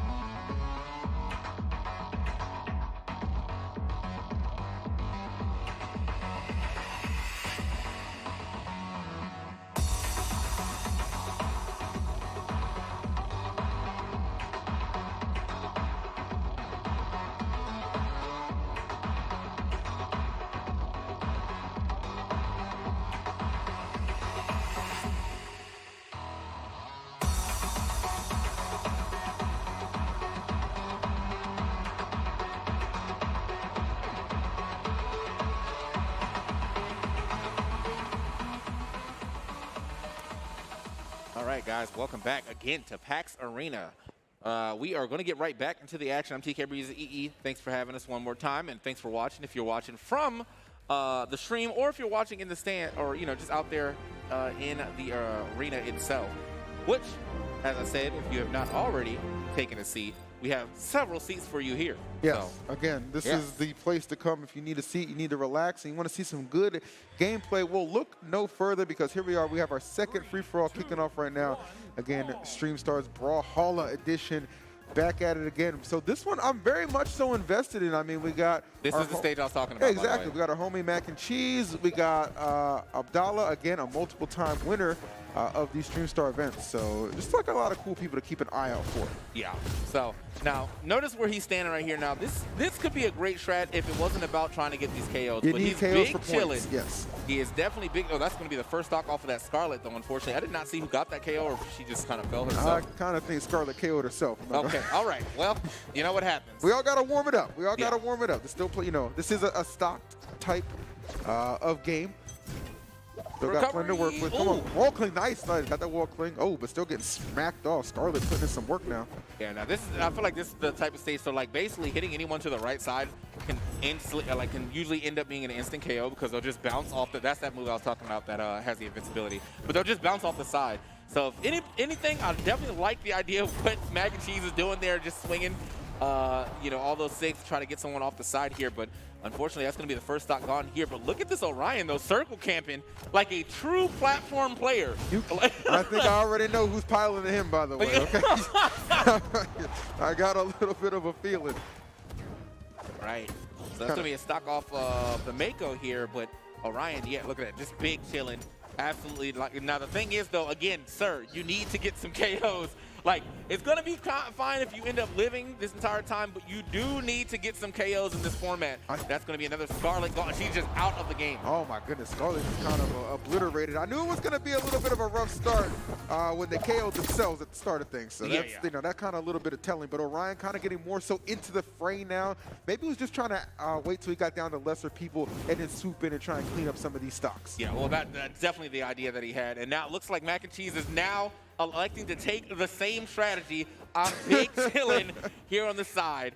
But, actually, everyone's big chilling here on the side. We might have to ban this stage. I mean, technically, everybody could chill. There's no countdown. There's, like, no timer. Absolutely no timer. We could be here all night, folks. Oh, man. Okay, there you go. That's the Mako side sig right there. That's going to be nice. And, yeah, Mac and Cheese is big chilling right here. Now, maybe I might have to say this just a little louder, but you do need to get KOs for the points, okay? Yes, it's very important to engage in battle. Yes. That is the theme of this right now. Oh, looks like we're going to see a stock loss. Make it 2, perhaps? Yeah, not going to make it. Is that double Orion KO? Oh, no, the Mako actually got the second one, though. Wow, so Mako and Queen Nai down to their final stocks. Yep. Orion's sitting pretty at 3. Yep. Okay, here we go. That willingness to engage now picking up. Oh, he's just 2 for 1, trying to put him up like a skewer. Yeah.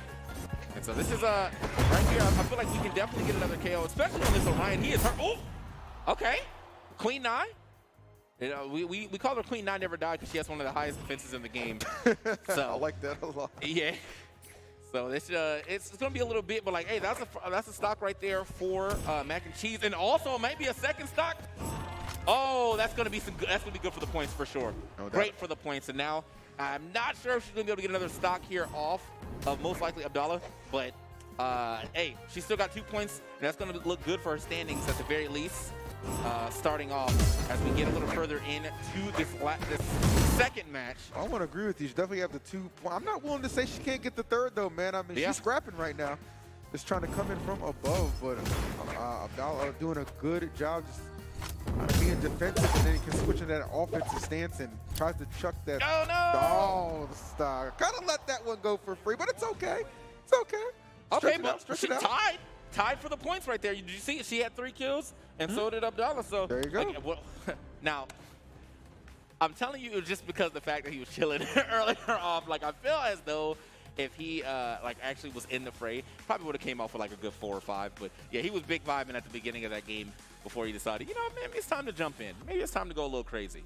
I mean, I mean, if it makes sense because at the end of the day, he got the result he was looking for, right? He survived. He got the KOs. So like the circle camping at the start was the right play, and then we even saw some people kind of adapted a little bit, not as to the same effect or efficiency, but nonetheless, it was still a good strategy to employ. So good start for that group. Definitely kind of give us an idea of who to watch coming out of that one. Yeah, man. I mean, I'm still going to have to give it up, obviously, to Bowser on the first game. Like 6 KOs is a great start. Over here to the 3 KOs of both the people on this block. So he's still in the lead. And I think if we're doing 3, then obviously he's probably going to get back on the stage and get himself even more of a lead. But let's go ahead and talk to the winner of that last little segment and see what he has to say about the game. Take it away. All right, I'm here with Abdallah. Who would have thunk I'd be talking to you after that game? What's it like standing up here? What is it, the first time you've ever won something? Yeah, I think so. So we got a first-time winner here. No, we're kidding. He has won every single Stream Stars, which is why it's no surprise he's up here. Although you tied for KOs, there's a little bit of sweat coming off your forehead. You had Mac and Cheese tying you. What happened? Yeah, I didn't go through settings and double-check all my controls, so every single button that I was used to off-screen, completely backwards. Yeah, he didn't have his normal controls, and I actually looked at one point. He had dropped the controller on the ground. He kicked it near the bathroom. You were just trying to recover your controls. So you had a pretty good showing here. Not the best, not as good as Bowser. Are you worried at all that you're not going to go home with that trophy? Absolutely not. So before this next round, I'm going to make sure that my controls are set, and then we'll really see these KOs start showing up. Okay, I don't want to put any pressure on you or, sway anything, but we do have Bowser's mom right there. So she's going to be staring you down. Is she putting any pressure on you, or are you going to feel bad if you beat a kid and then take his trophy? It's going to be a great game. Let's just say that. He's a very good competitor. I was watching him backstage, and yeah, I can't wait to see what he's got. All right, sorry, he's toast. We're going to throw back to TK and EE right now at the desk. I'm going to go back and try to bribe Abdallah. We'll be right back to the casters.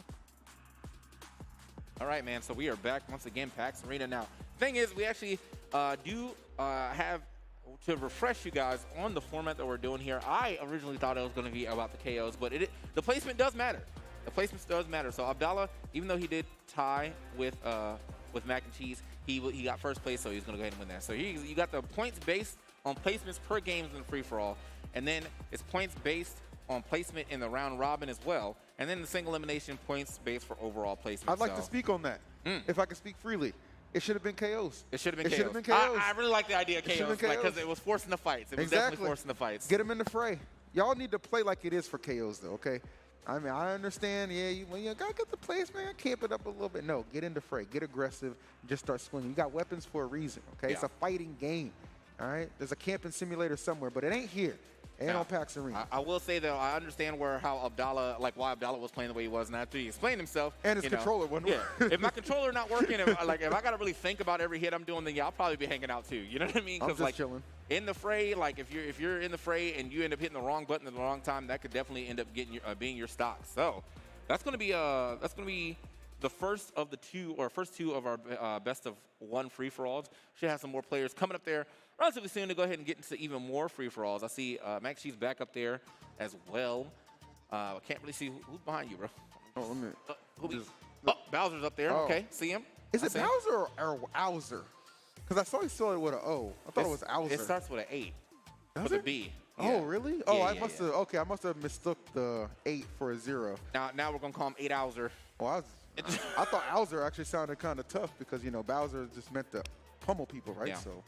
Wow, big shouts to Wowzers, big shouts to Lil Wayne, you know what I'm saying? Makes sense. Anyway. How did that correlate? What? Come on, bro. Like, that was his song. Wowzers? All right, bro. Oh, was it? Yeah, one of them. I'm not a fan. Yeah, that's fine. I mean, I don't think anybody is anymore. Anyway, let's keep it moving here as we got another set of people going up now. This is going to be the second match for, I think, everybody up here right now, which is super nice. But Mac and Cheese coming off a second placer. We have Bowser coming off his first placement. Let's see what we can get. Let's see if we get some different results here, or we're going to see the same results. Now, again, Bowser said, I'm warming up. And he got 6 kills on his warm-up. Yeah, that's kind of scary. Like, if this guy hasn't even, quote-unquote, reached his final form or all his potential, what he's capable of. Good luck to the rest of the field because that young man ain't playing. And he got the fresh cut to boot. Okay. Yeah, definitely the fresh cuts right there. That was the he walked from the barbershop directly here type cut. Right? You know what I'm saying? There was no time in between. He said, you know what it is. Love it, man. Love to see these guys out here having a good time. 100%, 100%. But yeah, again, shouts to all our participants, staff, the crowd, everybody pulling up for PAX Arena. You know, took us a minute to get things started, man, but now everything is flowing and vibing. We're definitely having a good time. All right. Yeah, man. That's just the thing about like this is multiple things plugging into one computer, so like there will be some cross the wires there. However, you know, we're getting things figured out, man. It's a learning process for everybody here. So I like that personally. That you can play with like any kind of controller. Yeah, like, yeah. I think that's like huge. You know what I mean? It's the most accessible a game can be. Right. Any controller, it works. And now they got it on mobile, so you could do that as well. You know what I mean? Like the Steam Deck's coming out, so it's already on the Switch as is. But if you're gonna buy a Steam Deck, and you still want to play some Brawlhalla, there you go. There you go, man. Got No that as limits well. to what you can do. Oh, by the way, you know, I gotta give a shout. These Razor chairs came out. Okay, I know some people might have known. These gentlemen got a little bit more elevated since we last saw them. Yes, during our last break, Yeah. They did swap us out into these comfortable Razor chairs. Yeah. So I mean, thank everything you. got elevated. Thank you, Luke, and the Big rest of the shouts to staff. Luke. Everything got elevated though. Our height, the production value, just all of The gameplay, the gameplay, like, it's all good. Can't stop it, man. It's just one of those things, just snowballs in the right direction for sure, which really appreciate. But yeah, as we said, setting up for the next round. I see 2 characters queued in already. What's that, Brian and Queen? Is that Brian? Bryn. Bryn, excuse me, Yeah. Bryn. Bryn, And Bryn. queued. Oh, hey, what's up? I like, dude, these camera angles are sick. Like, this is what this is real production right here. Actually. Like, seriously, you can catch us from all angles. You can't get caught slacking at all. Yeah, no. You know what I'm saying? Like, if the back of my hair wasn't done right now, I'd be on full blast. I'm telling like, you, bro. like, just fully blasted right now. So, as we said, though, I see some characters coming in. We did have a Bryn on the screen. Bryn, also another good character, I think, just in general in this game. I'm not really sure too much about free-for-alls, but I do think that if you're gonna play Bryn in free-for-alls, it's about the spear. Okay. Your spear does exactly what you think it's going to do. Side sig goes in front of you. Neutral sig is an anti-air, and down sig covers a decent area around you. So like, she's a very straightforward character, and both the side sig sends at such a good angle, it goes straight. So if we get any stage where someone's back is to the blast zone, that's an easy KO right there. You know, and I wouldn't say it's super safe, but it's relatively like it doesn't have a crazy amount of lag like I would expect it to have. So that's one character we got on the screen. I see a Zol up here as well, but they're still swapping around. Man, I think, well, I already know we're going to get another Queen, I assume, because that's who Mac and Cheese was playing, but might get some character diversity here. Why not? You know, I mean, I think what was his name? Taros. Taros, yeah. I need more Taros. You need- Like like the way he just goes in and just slaps people around. I know it's free for all format or whatever, but I just enjoyed that in general, bro. That needs to be a constant in these matches, if you will. Yeah, no, Taros he slaps. He slaps, and the thing is, like, Taros is actually picked in competitive regularly in the same format. Like, so what happens is, like, someone will really? Okay. Like, someone will, like, get slapped the first game, and they be like, man, forget it. I'm playing Taros. And it will instill fear in anybody's heart because, like, literally in competitive, it's like 4 regular hits or 4 to 5 regular hits and then, like, a SIG, and you could actually be out of your stock. Off of just 4 hits? Yeah, man. He hits pretty hard. It depends on your defense, too, so... I mean, again, man, like, the crowd was filled up a little bit. Well, where should I go, bro? We got chairs over here. We got chairs, you know? We got a bunch of them and some great gameplay, too. Don't let the breaks fool you. The chairs are staying. Yeah, got chairs on deck, man. So, yeah, as I said, we're getting everything started, getting everything situated up there. You see one of our mans from production actually making sure that we can get everything going. So, big shout out to production. I know this is kind of a tall task to take. When you have a game like this where everybody can play on their own set controller, it does take a little longer for it to get going. But, you know, they're being diligent with it. So big shouts to production in the front and also in the back who have been kind of feeding into our ears and letting us know where we're going next. Yeah, I mean, it's just, it's in the name right there, production. And look at that trophy right there. Let me Somebody tell could you have something. shined that trophy now. Now, Now, who was touching the trophy now, before to this, be bro? fair, it was probably like constructed day of or day before, right? So it's fresh out the box, which I appreciate. That tells me that they keep it safe, okay? It's like the Goblet of Fire from Harry Potter. Yeah. Well, all right. Well, I mean, let's hope this has a better ending. Well, yeah. Hey, that was actually, I think that might have been my favorite one, though. That was a good movie. I mean, Yeah. Cedric just died. I mean, Yeah.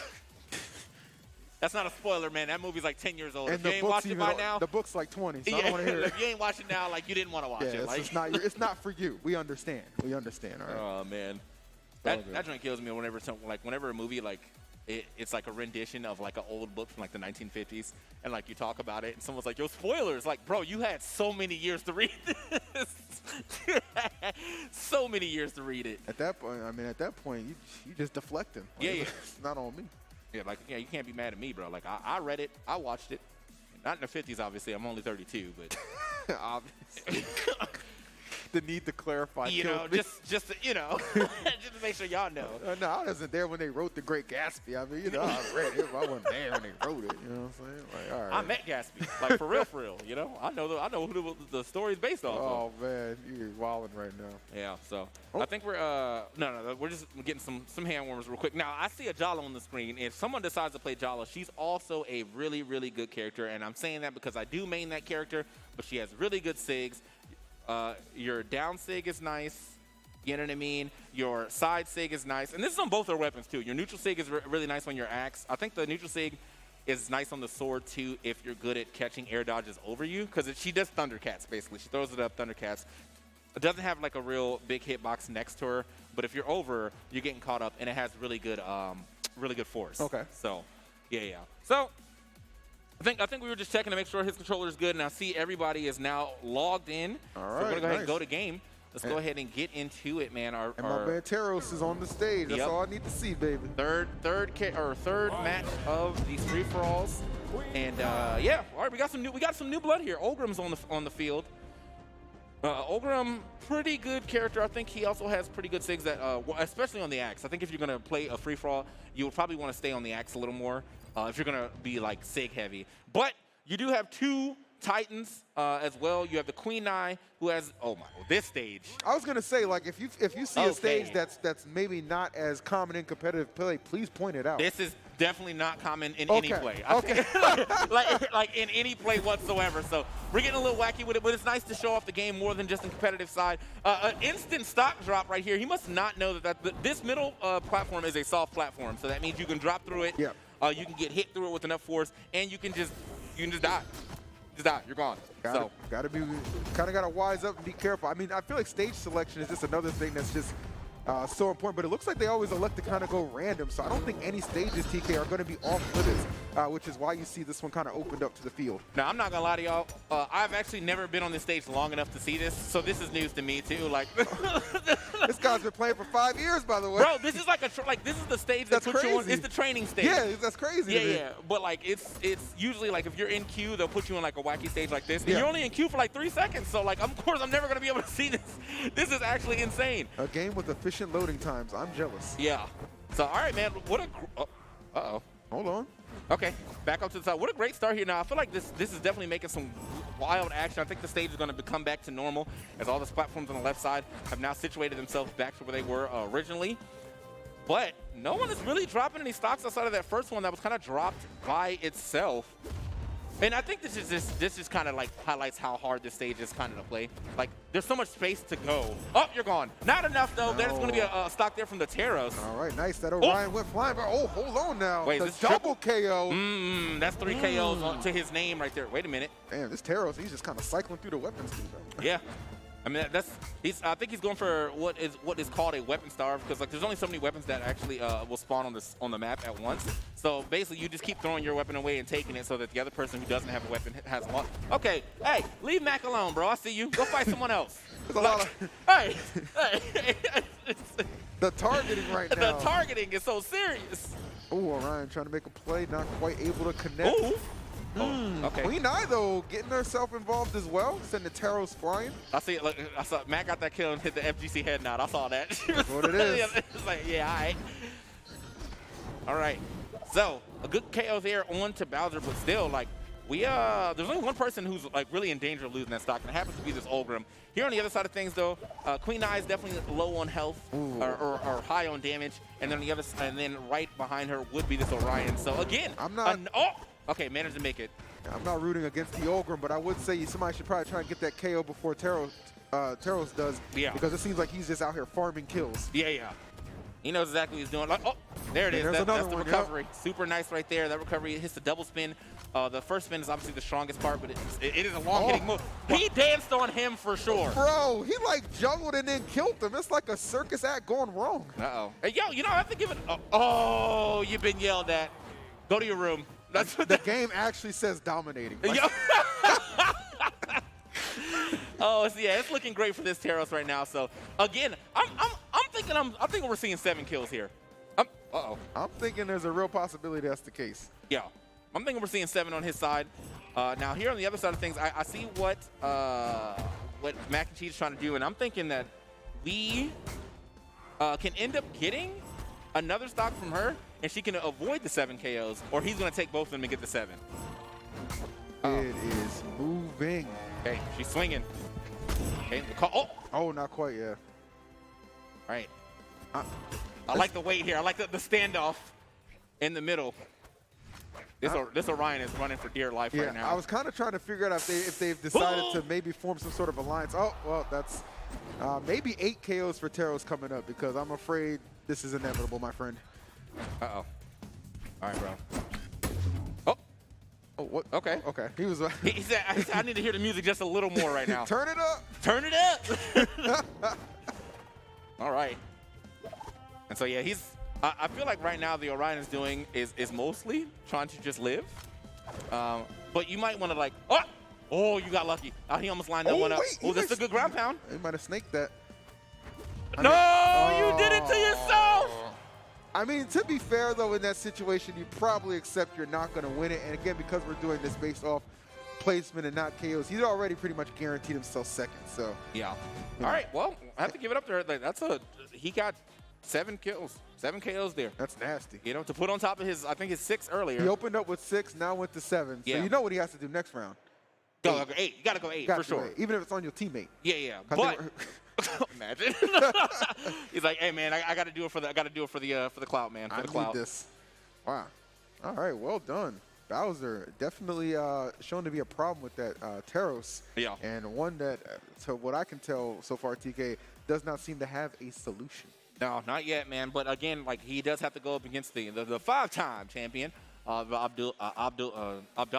So I think that like with that being said, that's probably going to be like one of the main showdowns of today. Because right now Bowser's obviously he's proven his worth big time. Yeah. In the taking first in both his placements so far. But then obviously, you know, we got to see what Abdallah does next. But before that, let's go ahead and go over to this interview. Let's see what Bowser got to say about this last match. Take it away. With the man, the myth, the young legend, Bowser, 7 KOs. How does it feel after that match? Felt pretty good, honestly. That's what I'm talking about. Before you were like, I don't know, I felt weird. That was a very strong, I feel good. Do you feel like you're knocking some of the rust off? You're a little bit shaky in that first round. I feel like you've kind of knocked that rust off, right? Yeah, I think the rust is kind of going away now, so I'm starting to play better now. Well oiled, he's ready to go. How did you feel about that stage? I was told that's not. I've played Brawlhalla way back in the day. I have never seen that stage on any competitive stage anywhere. How did you feel about that map? It just felt weird, just because like I tried to catch like Orion and he just kept going up the platforms. I'm like, all right, I guess I'm playing mouse and cat game now. But there's some free for all stages that are pretty good, like the normal Brawlhaven or that one. I think that's what it's called. You hear that, production? Mammoth's a real stage. You're getting closer and closer to maybe winning that $1,500 in that trophy. Are you pre-spending that? Was it bad that I told your mom exactly how much money you would win? What is your plan for that money? Just help my family. That's what I want to do with the money. Yep, he wants to help his family. Thank God my mask doesn't cover my eye. That was a wink. Well, I hope you win it. If not, maybe second place. But I hope you take down Abdallah. We're going to go right back to the casters. I'm going to go give you some coaching backstage. I want you to win. Let's go. Back to the casters. I love that response. Yes. I do it for my fam. Yep. That's a real one right there. Yeah, Go ahead, man. young goat, young Like king. that. For starting early too, man. That's a man that's going to provide later in life. I didn't get that till I was like 26.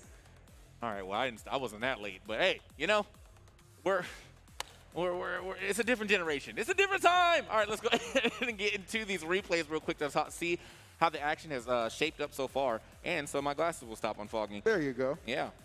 So this was the match. This is the last match right it's the here. last match that we that did double get to KO was witness. nice. Now, for you, what did you think? Did you think this stage, like, could this have some competitive viability? No. Okay. Not even a little bit. No. I'm so not mad even that got once. shut down so quick. Not even like the smallest bit. I'm like, not like, maybe, not even that. Just no. Absolutely not. It's fun, though. It was fun, though. It was fun to watch. Taro was obviously very fun. Remember, I got to the point where the game actually said dominating. Yeah, Like, there it is right there. Just dominating. So, yeah, man, it definitely a solid victory for him. Now, there is one thing that I have noticed that I haven't seen any of the players doing, is that, like, when you're out of your jumps, you can still air dodge and do a directional air dodge. So, like, that last death for Mac and Cheese, she was close enough to the stage where she probably could have air dodged up forward and grabbed the ledge. Unfortunately, though, that's something I'll probably have to go back and give him a little, you know, little tidbit. little insider information, which we appreciate. You are the pro at this desk, at this event, which we certainly appreciate it. But we got some guys vying for some cash back up on the stage right now. Yeah. Abdallah among them, my boy Failboat as well. Just like a whole cast and crew. And really, you know, despite having the accolades of, you know, Stream Stars 5-time champion, Bowser's got to be the one who you think's the favorite at this point, just from what he's demonstrated. However, I will say this. We haven't seen Abdallah with his proper controls play. Right, but So also this could be a very telling free-for-all. if this goes the way where everybody ends up playing everybody, like, they have to play in the next free-for-all together.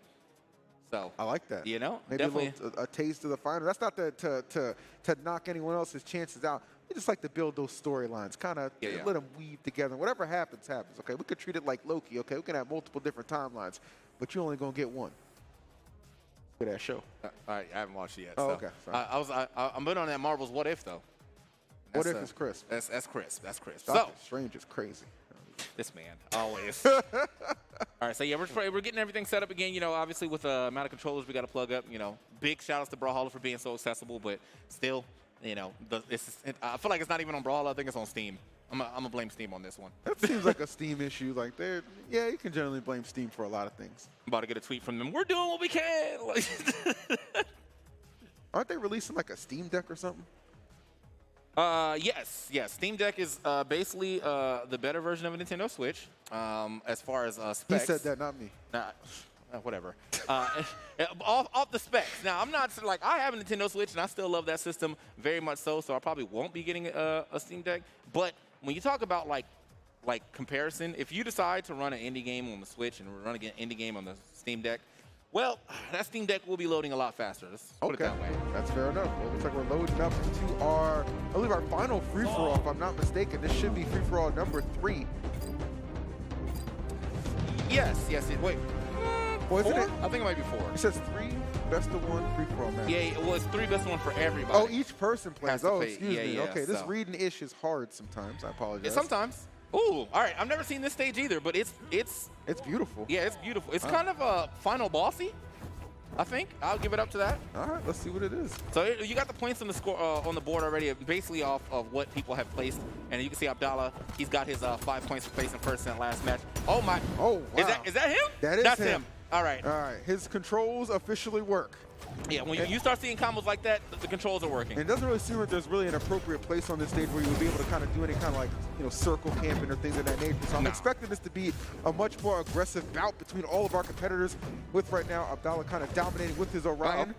Almost. Stocks are in danger. That Mako trying to come back safely. He does just that, but it looks like Abdallah trying to stick with him. Yeah, he's playing the Brock right now. All them down stakes coming out. That's going to be the first side stake to go ahead and find that. That's what I'm saying about Orion, though, man. Like, he both of his side sigs, okay, I thought he was expecting the air dodge. Both his side sigs, they just go straight forward and they do exactly what you think they're going to do, hit you out. So this stage actually transforming as well into a little, wow. Okay, well, he got caught up. He got caught up. He baited him there because he like stood in the middle and the dude like just came and just like he just got flung on the left side. Yeah. Big bait, and then now we're just chilling. Yes. And honestly, though, now that the points have changed and how we get them, the chilling strategy, it looks a lot better. Now that I have a better understanding of how things are going here. It's not about the KOs, it's about the placements. And, oh, that's going to be a stock right there from the Mako, the recovery. All right, there he's, oh, Jukes. Okay, managed to make it through there and right back to his perch. Stoop Kid. He ain't leaving. Yeah. I don't think he's afraid to leave his stoop, though. This is pretty much the end of the episode where Stoop Kid was ready to throw hands. That's true. Like, he was chasing him down the block like, what's up? Oh, man. Speaking of, is hey Arnold in that game? Oh, Helga is. Helga is for sure. I'm sure Arnold's coming. They better put Gerald in, bro. I need Gerald DLC. Gerald DLC might be a thing. Yeah, all right, here we go. That's going to be gone, unfortunate, though. Ooh. Dominating. Oh, yet again, he is looking good. We got another dominating person on the field, so I'm definitely hyped to see this bout between. Ooh, get him out of here. Shang. Okay, shutting down Orion. Nicely done. Okay, they scrapping here on the left side right now. Nice little ground pound to push him away.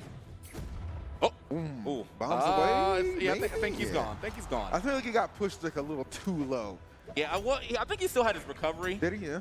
And with so the cool thing about the cannon actually is that the cannon side air will propel you forward. So if you need to cover a lot of horizontal distance, you jump side air.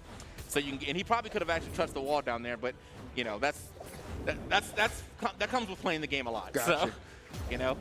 I must confess, I am impressed with how much they are truly keeping this in the spirit of a free-for-all, because I would have definitely been trying to get the other people with one stock to gang up on old Orion up there sitting pretty with two. Yeah, right. This is what happens when you don't have comms. At this point in time, everyone should be looking at this Orion. But they're like, hey, man, I'm just trying to get some points. All right. Interesting design. Yep. All right. Okay, nice. Here we go, though. Still moving. Yes, sir. Going on. Trying to find this stock here onto the Mako with 2 recoveries, but still no one looking at this Orion, who has been at this yellow mark of the percentage of the second stock for a long time. That's gonna be a stock dropped there for Zol as well, unfortunately. Oh, Shang! God dang! Getting way up there with it. High. Okay, hold up. All right, so he got to learn the combo right there. So after that, it's not like a true combo, but if you end up catching someone with a down light, which is that like kick up move, you can gravity cancel to another down light, or you can gravity cancel into a sig, depending on how fast your sigs are. And well, the only person that's going to get a chance to do that right now is Abdallah, swinging with those side lights right now. Oh, okay. Oh, he's poked him. Nice. Okay, try to keep him off with the toss. Not quite.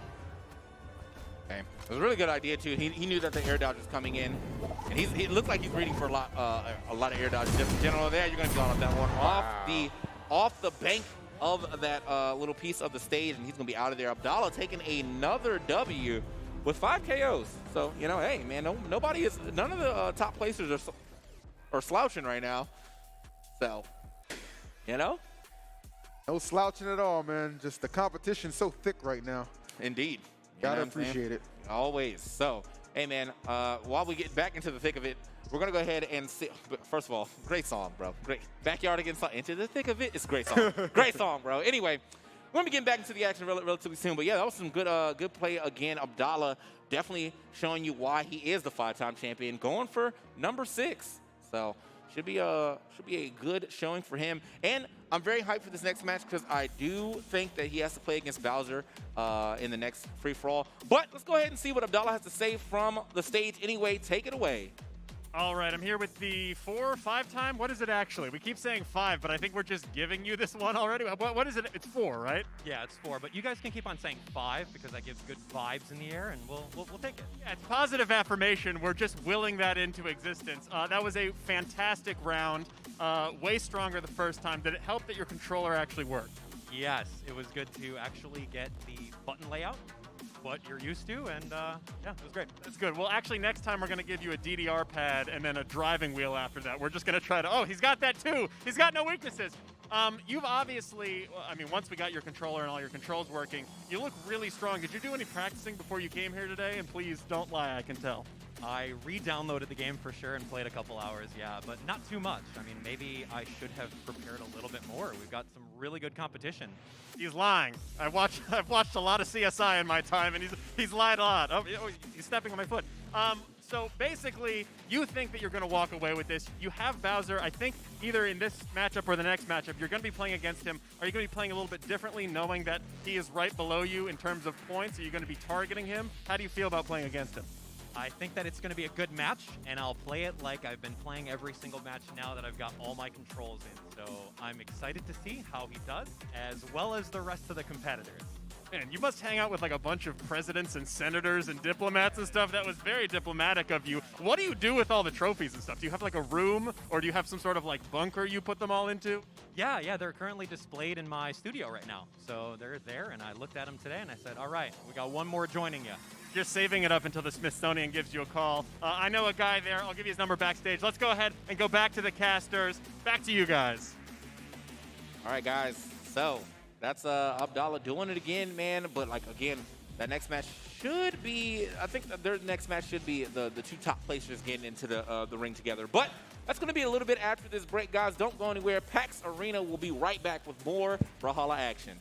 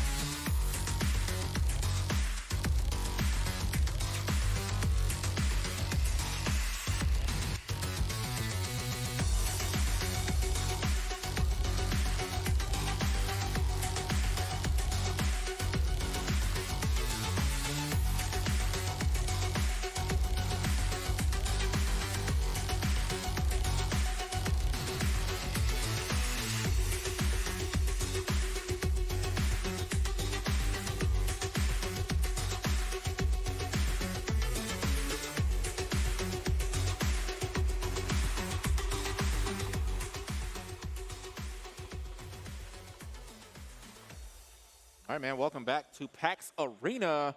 Back into the Stream Stars action with the Brawlhalla. Now, this is the matchup that I think I'm pretty sure I saw both of the people that want to play or wanted to play sit down.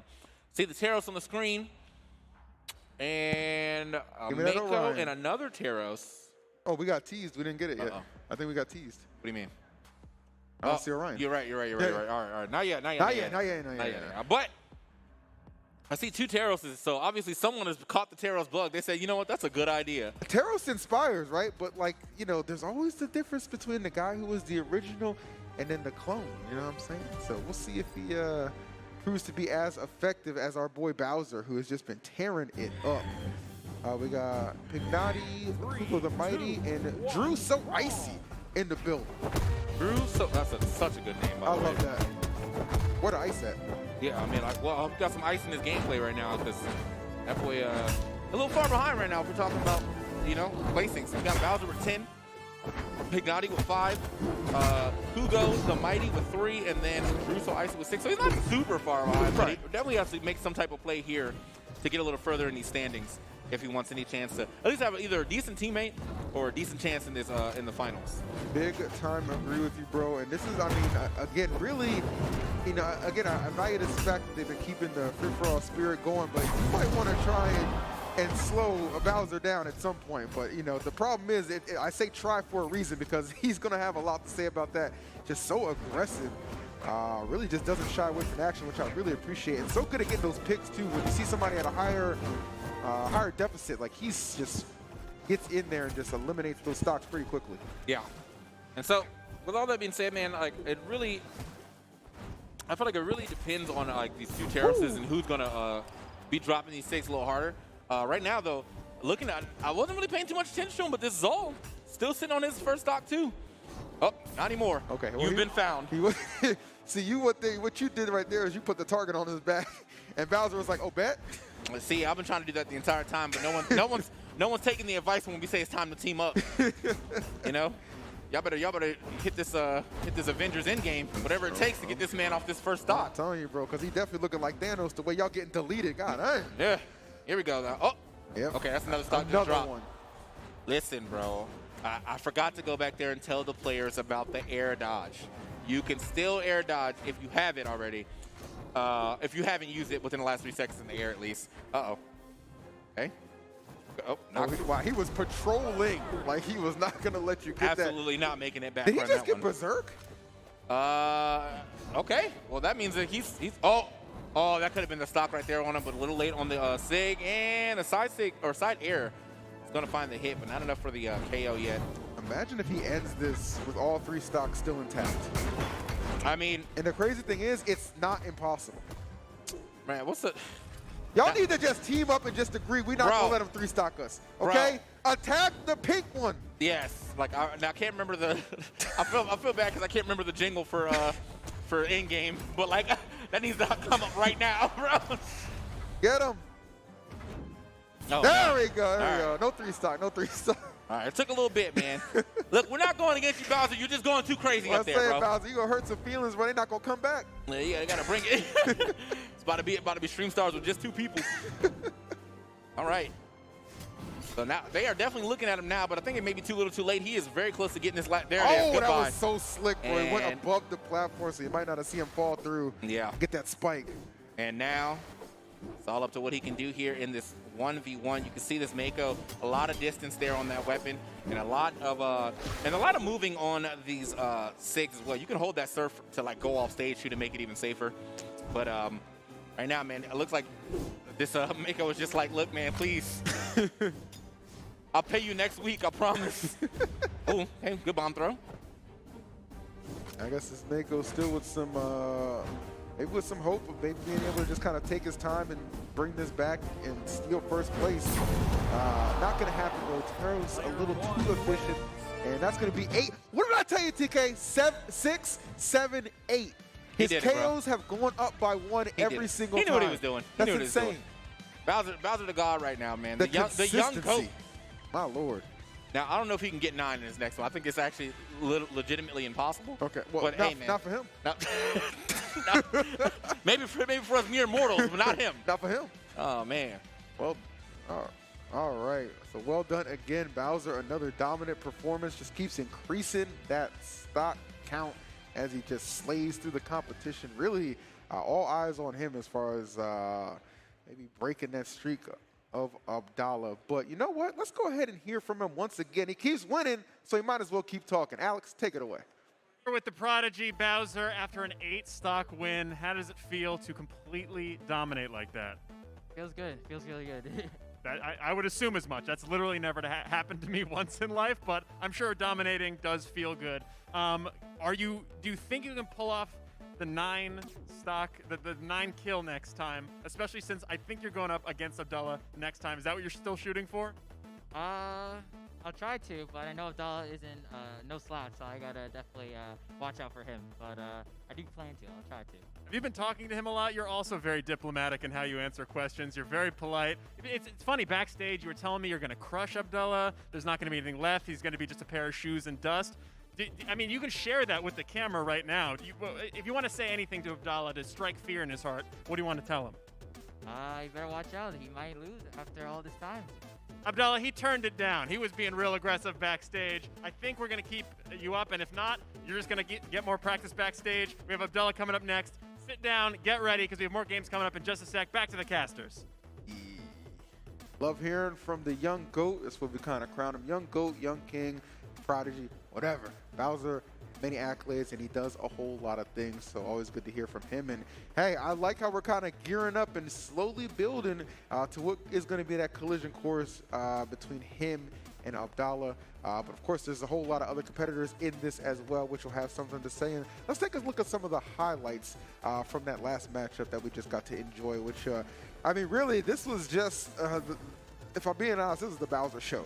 Yeah, like, he just put on another clinic, and again, every single time we've seen him compete, he just raises those KOs as he goes. He got 6, 7, and this was the 8th showcase. Got that berserker call from the game itself. That's how you know you're just a problem, TK.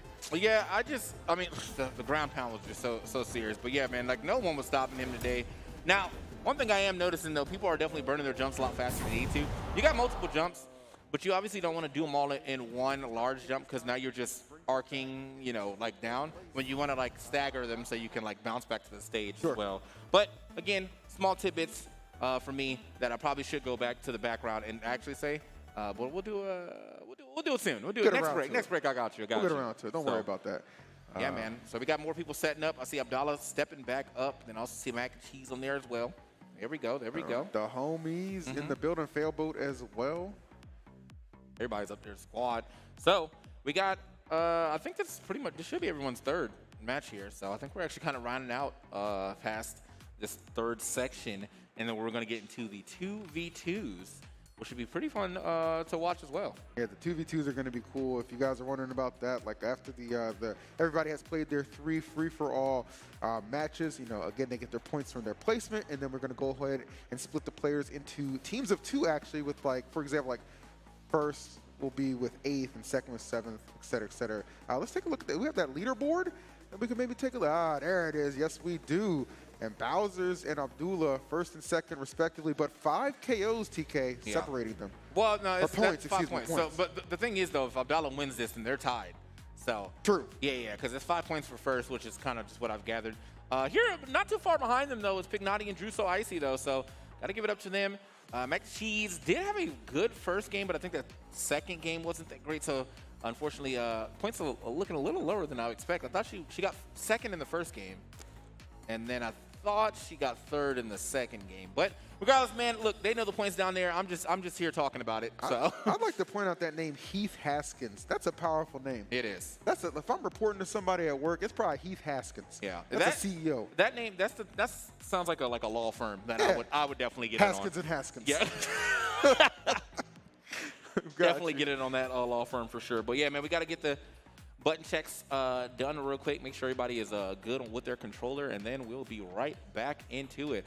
For y'all still sitting out there, I know you can hear us deep into this little expo hall. We got chairs. A lot of them, by the way. Whole lot of them. A whole bunch of chairs, bro. I see a lot of people kind of they're watching.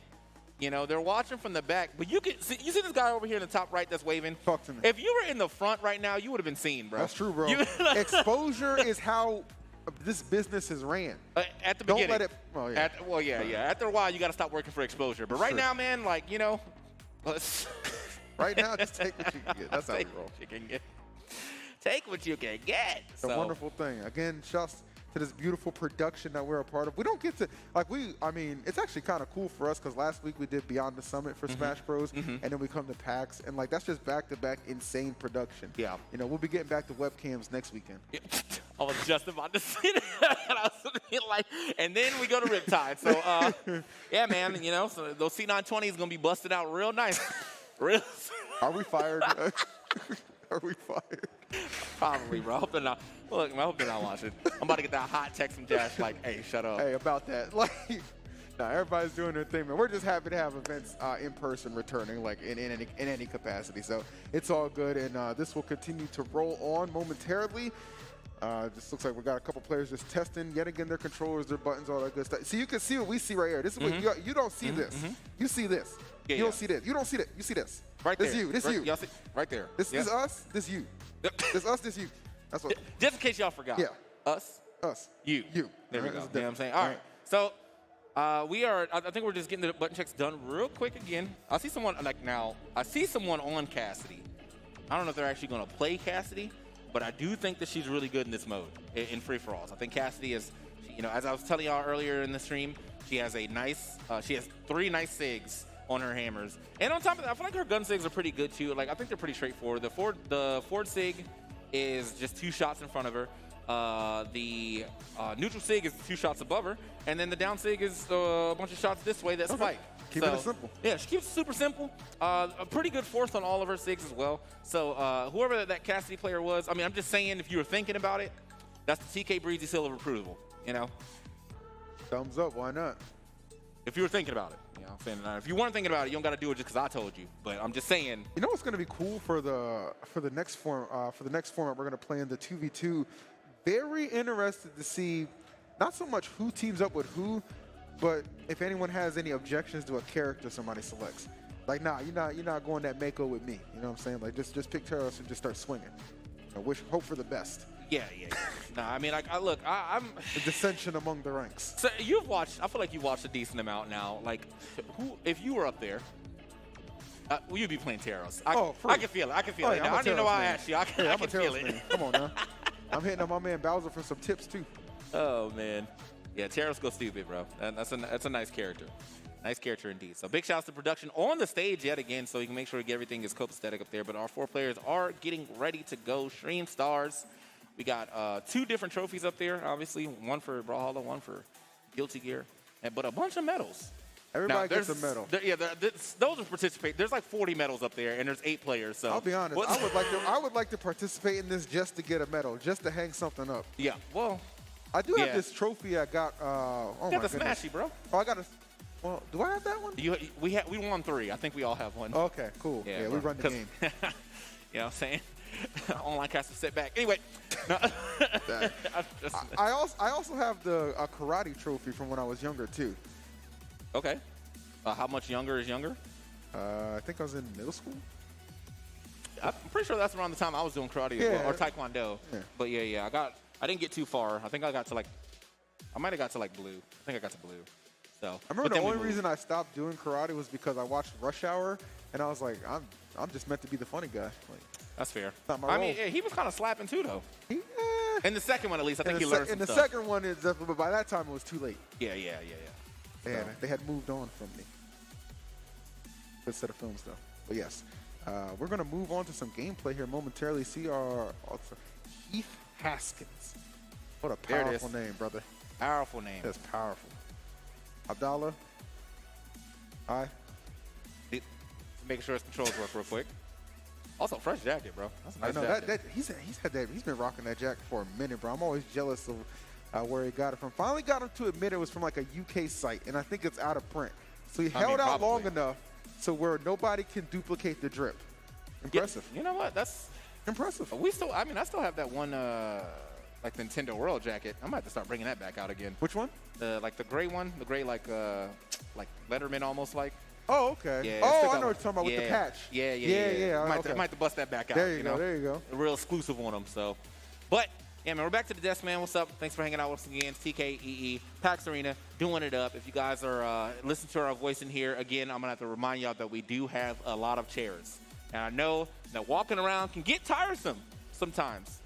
You can be sitting just as comfortable, well, maybe not just as comfortably. We're in Razors. But there are some pretty comfortable chairs out there. I'm just saying. You know, I campaigned in the back and was like, you know, we should take some of these chairs and offer them to our awesome staff and enforcers out there. Apparently, they're not allowed to sit down. Always have to be, you know, ready to enforce. Ready to enforce. Ready to enforce. I respect the hell out of that. Okay, I can barely go 30 minutes standing. You guys are doing it all day. You got my respect. All right. The funny fact is he's not even lying about it. No, I'm not. Like this chair right now is a blessing. EE is a burst energy man. Like if he can't get it done in 30 minutes, he's just not gonna do it. I'll give you 30 minutes, and that's the best I got. Yep. Yeah, I need to take a nice little rest after that. So I think, well, I guess everybody's checking their controls real quick. So, which is good. You know, honestly, kind of needed. I'm pretty sure though that like you can save your controls into your name, and that would have been like a lot faster. But oh wait, you can make so you can make a tag and then attach the controls to that tag. Yeah. Oh, we'll have to try to maybe experiment that during the next break. That'd be pretty cool, actually. Yeah. Something like that. I gotta ask the devs. Look, man, I'm just a commentator, man. Like I didn't work on the game. I'm just here, you know, just like talking about it. It's nice. I would be a good quality of life buff though. I don't think anybody's gonna dispute that because. Again, what you don't see, them checking their controls. I don't know what stage that was, but I want to play on that one. They got lions on it. I like, oh, there you go, the enforcers. Look at them. Nobody's sitting. Exactly. They don't need chairs, bro. They got energy. Wait a minute. Hold on. I think I saw one of them sitting. Wait, what? Don't call it. You're going to get them fired. Oh, hey! There you go. well out the screen. Luckily, the mask will make it very hard to identify that young man, so he's good to go. All right, just sit to your heart's content. Off camera. Oh, yeah, bro. You gotta find the secret spot to sit, man. Y'all want to go to the bathroom. There you go. All right, well, what you should do, if you're able to, you should sit down for this next match that's about to come up. We got Orion in there, a Wu Shang. Oh, they cut it off. 3, 2, 1. All right. Queen Nine. Oh, this stage is. Oh, this is like a techno kind of. Oh, cyberpunk. Yeah, I like that. All right. Dang, if this is like another stage that you haven't even seen that much. No, I've seen this one. I was gonna say they must be really selective on what they allow for competitive play. But yes. there's like 40 stages in here, and I think we play on 9, which is still better than Smash. That's still generous. Yeah, I was that's like, still better than Smash, something like that. So, but yeah, man. Big shout out to Steel Series who was popping up. This is the Steel Series play of the game. It's just over there on the side though. Big shout out to Steel Series though. Here, hold up. That's going to be a Steel Series stock take there on the left side. Go the Steel Series Steel. Yep. You feel me? Oh, and that's going to be the Fusonic Charge elite gameplay from this elite Orion. I love it. All right. See some fluid gaming combinations. Okay. Definitely. Oh, I see it on the side there. That was a fluid game combination right there. Attacking as sharp as a razor, if you will. You know. All right. Now, they are definitely scrapping up here at the top, but it's taking a little bit for one of them to find the stock. Oh, not. That was actually a good hit, which there's like no damage onto this Wu Shang, so. Didn't really amount to anything. Both Orions sitting pretty here at 3 stocks apiece. A very strong character, as you can see. Oh, almost went down to Queen Nine, but this stage is pretty generous in its size, I want to say. So Abdallah now going to elect to just kind of take his time on the right side, getting a little bit more into the fray down now. Okay. Out of there. All right, you can. Oh, he almost had that. I like the idea of like waiting for him to pass so he can get the side sig. But I think there's a stock up there taken by Mac and Cheese. It's been technically 2 1v1s going on, and well, Mac and Cheese is getting the best of hers here at the top. Okay, good recovery. Waited out on the jumps and the recovery to make sure that we can get back to stage. That's going to be nope. Going to be able to touch the walls there. Very good recovery right there from the second Orion as well. Oh, and that's going to be another. Look, she was big posted. Big posted up there. All right. Unfortunately, though, like, yeah, as I said, this is more so about the placement than the stocks. Otherwise, she'd be sitting pretty nice right now with the. Oh, Jesus. Wow, I'm telling you, bro, this chaotic environment of a free-for-all, like that bomb just comes out of nowhere and just boom, somebody's getting clapped. Yeah. Right. All right. And 3 stocks sitting clean. Abdallah knows this. And just because of that damage he has accumulated, he's trying to keep some space between them, but not enough attention is going to this man. And I fear that will be the other competitor's downfall. Yeah, no, it's again, it's another one of those situations where it might be time to team up, like the dun, dun, dun, dun, dun, you know what I'm saying? Like, it's time, bro. What are you doing? Y'all got to get it together. Would be nice, but I feel like Abdallah just has the strategy down right now. Like, he's just chilling either on the right side or underneath, like in the middle. Okay, well, look, now this is maximum chilling up there. She was literally still, like this, just big hanging out the top. Unfortunately, though, like the thing is, yeah, these two have to fight for last place right now. And I think if we can get another neutral sig from Mac and Cheese, she'll most likely be able to take it. Oh no, they're hunting now. They're hunting. She's out of there. Okay, she managed to secure third at the very least. But they are hunting. They said absolutely not. And the Orions look like they got a little alliance going on. That's going to be a stock off of Mac Cheese. He managed to at least take the third place one. And now it's going to be up to Abdallah and this other Orion. So they make it happen. I think it's Heath. I think Heath's still up right now. That is my man Heath. He's the CEO. Haskins and Haskins, all right? Yep. Gotta let y'all know. Yep, Haskins and Son, you know? that's my jam right there. He's getting sunned right now. Good Lord. I mean. All right, yeah, this is like a lot of damage here on to Abdallah. And yeah, he could lose his stock relatively quickly if anyone found, or if Haskins was able to find this hit. But he's a little obvious right now with the telegraphing of the ground pounds. Okay. I will say this, one thing that hasn't happened yet, I don't think we've had a 3 stock in the free for all. And we are certainly not going to stop now. He said, get that out of here. Absolutely. So here we go, man. Off the top, big damage right there. Boom. I like it. Okay, now Heath, though, even though he was able to get the stock, he still has so much to work for. I like that catch right there. That might actually be the stock. Ain't no might about it. That's it. Well, he was right there at the wall. I'm kind of I think he just kind of like, you got it. You know what? He got hit with that. I was like, you got it. He's I'm more of a doubles player anyway. Let's move this along. Let's move this along. Need a teammate real quick, you know? All right. Well, that's going to be another great showing for Abdallah. And I'm pretty sure that's it for all of our free-for-alls for sure. Everyone played 3 times, so the free-for-all standings should show as said. I think Abdallah is now tied up for another 15. He's got 15 points as well as Bowser. So easily the top 2 in the leaderboards right now. They are popping all the way off. But eventually they will have to play each other. I'm saying, man, I don't know, like somehow they avoided each other in the free-for-all stage. So that was kind of like maybe like, oh, we're just gonna, we know what you want, but you got to keep tuning in to actually get it. So maybe doubles will have a chance to finally the bracket got rigged for sure, bro. I felt like they were supposed to play and they were like, hold on, this looks too good. Let's save it. Let's save it. There's another path we could take. That's exactly what they did. We just swapped this guy over a little bit. But anyway, man, we're gonna go ahead and swap over to this interview real quick. Let's talk to Abdallah again. Alex, take it away. There comes a time at every PAX Arena where I talk to Abdallah for the 7th time and wonder just what I haven't asked you. So I guess, do you have a favorite color or something that we can go over? Just something I haven't asked you yet. Do you have a favorite color? Blue. Okay, blue. You heard it here first, everyone who can hear my voice at PAX. The man loves blue. He also loves winning. You went into that feeling super confident. You came out looking really strong. You were playing a little bit defensively. Is that going to change as we go on further with the competition, as we start to go into those one-on-ones and stuff? Are you still going to play as defensively, or are you going to try to kick it into gear? Well, this format's a little bit different than what it was before, since it's all stock-based. So the game plan is a little tweaked, just like you picked up on. So, yeah, I'll continue playing a little unpredictably. How about that? No, it's a steel cage. You can't get anything out of unpredictably. I don't even know what he was going to say. I was like, wow, I'm learning stuff here. Again, you have not seen the other person at the top of the leaderboard, which is Bowser. Have you been watching his gameplay backstage? Have you picked up any hot tips or anything you're going to take into your gameplay?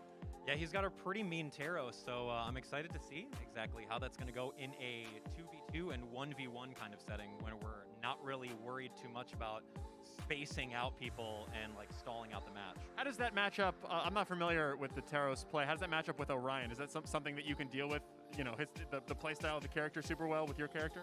Yeah, I don't think it's a counter pick or anything like that. It's pretty even split, so. Okay, you heard it here. It's anyone's game, but it's definitely his. We're going to be back with more Abdallah probably many more times. So we'll ask you what your favorite food is and stuff. But let's go back to the desk right now. We'll talk backstage. All right, man. So I like what Alex did there, mixing it up with the color question. Mm-hmm. Because at some point you're like, well, what the hell else can I ask you? yeah, man. I've talked to you so many times now. Did you expect to win that hard? Yeah. You know? Yeah. So, with that being said, though, like when we split into the 2v2s, there's going to be some interesting teams. But let's go ahead and check these replays for this last match, man, so you can see the type of counters that we were seeing.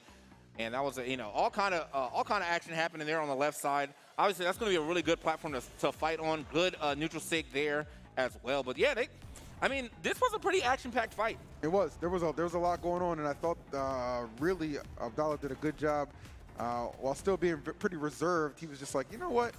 I can just at any given moment explode too, and just kind of dominate portions of this match that I want to. And I think that's again why we've heard from him for the 3rd time in a row. If you keep in mind, actually, we've only had 2 people get interviewed. Right. Like Bowser and Abdallah, who are tied right now for first place. You see them respectively 15 points apiece, but not to be ignored.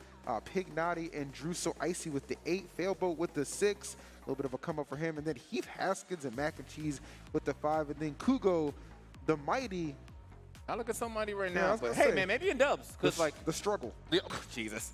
So we got as you can see, just looking at the screen, you can kind of tell what the teams will be a little bit. Abdallah and Bowser will have, one of them will get Kugo, one of them will get Mac and Cheese. Yeah. Then Pig Naughty and Drew, one of them will get Failboat, one of them get Heath Haskins. So if we're just going straight down, then it'd probably be Pig Naughty, Heath, and Drew, So Icy and Failboat. But probably gonna have to go through the tiebreakers just to get the teams fully, fully situated. However, though, it's gonna be some good 2v2 action, man. And I really like the one thing about this game, actually, is that 2s is like a really large format in this game. I think it's actually more popular than 1s, and that's like usually not a thing in platform fighters. Right. But in this one, people love 2s. So we're going to go see some of that beloved action real soon. As we take it to break, we'll be right back with more Brawlhalla action. Stick around.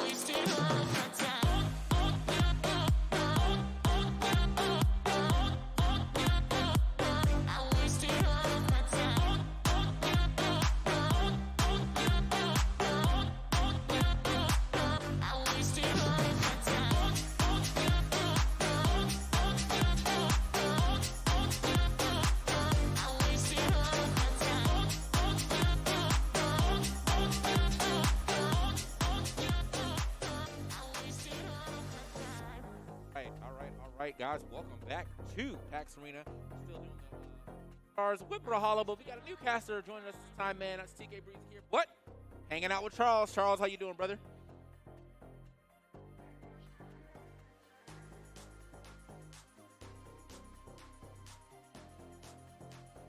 Yeah. So far. But I think with that being said, man, like we're now getting into the 2v2. So I mean, those two people can still dominate, but now Right. they're gonna have to, you know, pull a little weight here. Pull a 'Cause, little like bit. you know, if you're at the top, they're gonna put you at the bottom. So you might have to pull a little weight.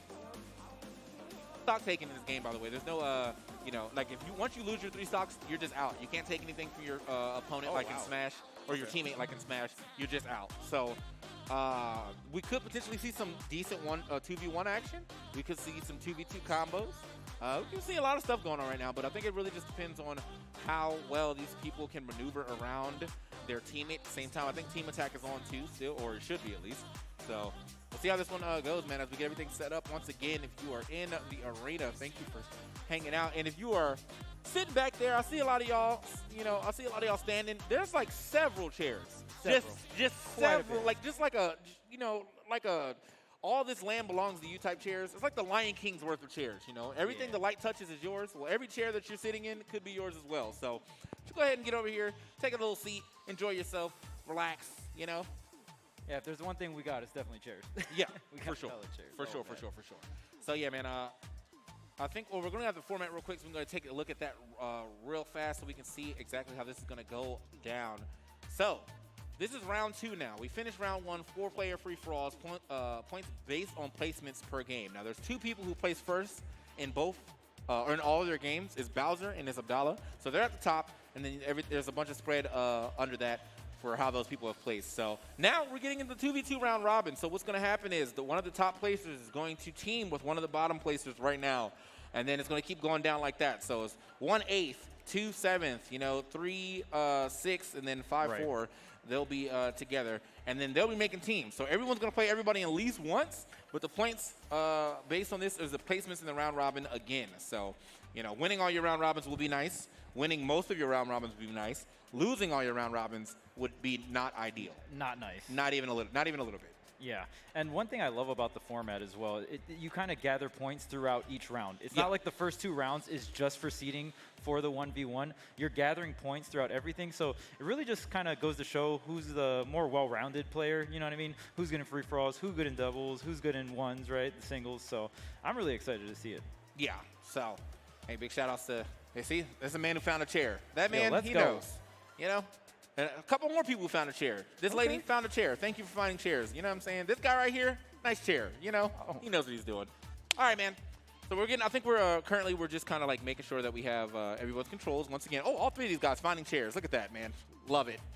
So, and the Adidas hat too. Let's go. Ooh, anyway. Okay, clean. Looking nice and clean. So yeah, man, we're going to go ahead and get everybody set up though. We got to make sure that the controls are correct for each player. That you can see them actually going to swapping it up. Well, you can see them on stage. I can see it. They're swapping them up right now. It's going to be a pretty interesting game. I see Bowser here. And he's going to be playing up first, so it's going to be nice to see how this one plays out, man. Yeah, Bowser definitely, well, I was told that you told me he said he was platinum, so, I mean, definitely almost pro. Yeah, the almost pro series, and we'll see if Bowser can carry his way to victory. I mean, we've seen him shredding it up on the axe, of course, and yeah, I mean, it's interesting that you can't take stocks in Brawlhalla. So it's like, I wonder if we're going to see like people, you know, 2v1ing focus in the beginning, or even like the late game trying to just like 2v1ing there. And wow, going up against Abdallah right off the bat. Oh, okay. Okay. I'm kind of down to see this. Yeah, this is, I mean, I feel like they had to do this. I thought they were going to save this till last, but like honestly, I feel like putting the 2 top teams together just to start to see like who is going to move a little further ahead is nice. Oh, yeah. All right, so just getting all the controls ready for you guys. And yeah, it looks like we're just setting everything up. Yeah, man. So, welcome back. TK, Charles. We're doing it up real soon. Got to make sure that we got all the stocks going. 3 lives. I'm pretty sure Team Attack is supposed to be on, hopefully. I didn't actually look at the rules, but we'll just hope for the best. And if not, I mean, hey, it's a casual thing. Team Attack makes things a lot more competitive in a way, but also so people just can't be spamming SIGs through each other. Right, right. There's definitely some strategies with team attack off strategy. Yeah, yeah. But the Throwing thing up about projectiles, all that jazz. the thing about team attack in this game is actually if you hit your teammate, they do take reduced knockback, so that's still good. Okay. But okay. like, you know, you don't want to just be hitting your teammate. Right, right. Not on purpose. And it's not like a crazy amount of reduced. Like, if I hit both y'all in red with a SIG, you're both probably gonna die. Okay. But, okay. But you know, it's still some level of reductions to try to somewhat avoid a lot of team kills in this game. All right, we got the Team Orion. Let's go. All right, so these maps a lot smaller than some of the other maps we saw in Free For All. Yeah, yeah, yeah. So this is a competitive map. This is actually a map that they would use in tournament. So weirdly enough, in this game, a lot of top players do not actually like playing on like tri-plats or just plats in general, except for like one moving plat, which is like a hard contrast from Smash, where tri-plats is like such a common thing. Yeah. So let's see how this double Orion does, though. The team attack is indeed on, so you can see them actually hitting each other a couple times. But it's going to be Abdallah and Mac and Cheese. Oh, no, that's actually not Mac and Cheese. That's going to be Abdallah and I think that's Haskins. Because Mac and Cheese is, well, I know her. So on the other side of them, we got Bowser and Kugo the Mighty. Ooh, I'm not sure how these teams actually face off like this, but whatever, man. We're in it. This axe is hitting, though. Bowser, wait, off stage, though? Nah, not going to be able to finish it off there. And that rocket lance it's crazy, man. That side sig be hitting. Yeah, for sure. So there we go. Got the same. That's Abdallah and Heath Haskins. So now Heath Haskins and potential sons doing it up right now with Abdallah. But yeah, man, like I do think this is going to turn down to how well can Bowser and Abdallah do at, like, I guess probably taking the stocks away from the weaker person on the other team, right? Right, right. So that way they can try to force the 2v1 relatively early, or just, like making it much easier for them just in general. Otherwise, that's going to be another stock gone. And Abdallah, he's playing it relatively safe right here, but you can see this is Bowser here on the Teros, looking for a nice little ground pound, but went a little too far for it. I'm sure he's looking for a way to get the stock off of Abdallah, but I do like the idea of this double Orion. Okay, there it is. Okay. Find the stock. Oh, double. Oh, wait a minute. Okay. Tero's kind of going in right now. Okay. The axe be hitting. Actually, so now this is the thing, though. Like, he's definitely sitting in the red, while his teammate's already in the deep yellow, almost orange, which means he's taking quite a bit of damage here. So, and again, there's no stock taken. Doesn't matter anymore because he's on his last stock anyway. And this could be a hard situation potentially if this Zol drops the stock too early. Oh, yeah. They are hunting, though. Yeah, yeah. Abdallah definitely on the hunt there. And I mean, Bowser's teammate is in the red, and man, right when I said it, I'm sorry, Ma.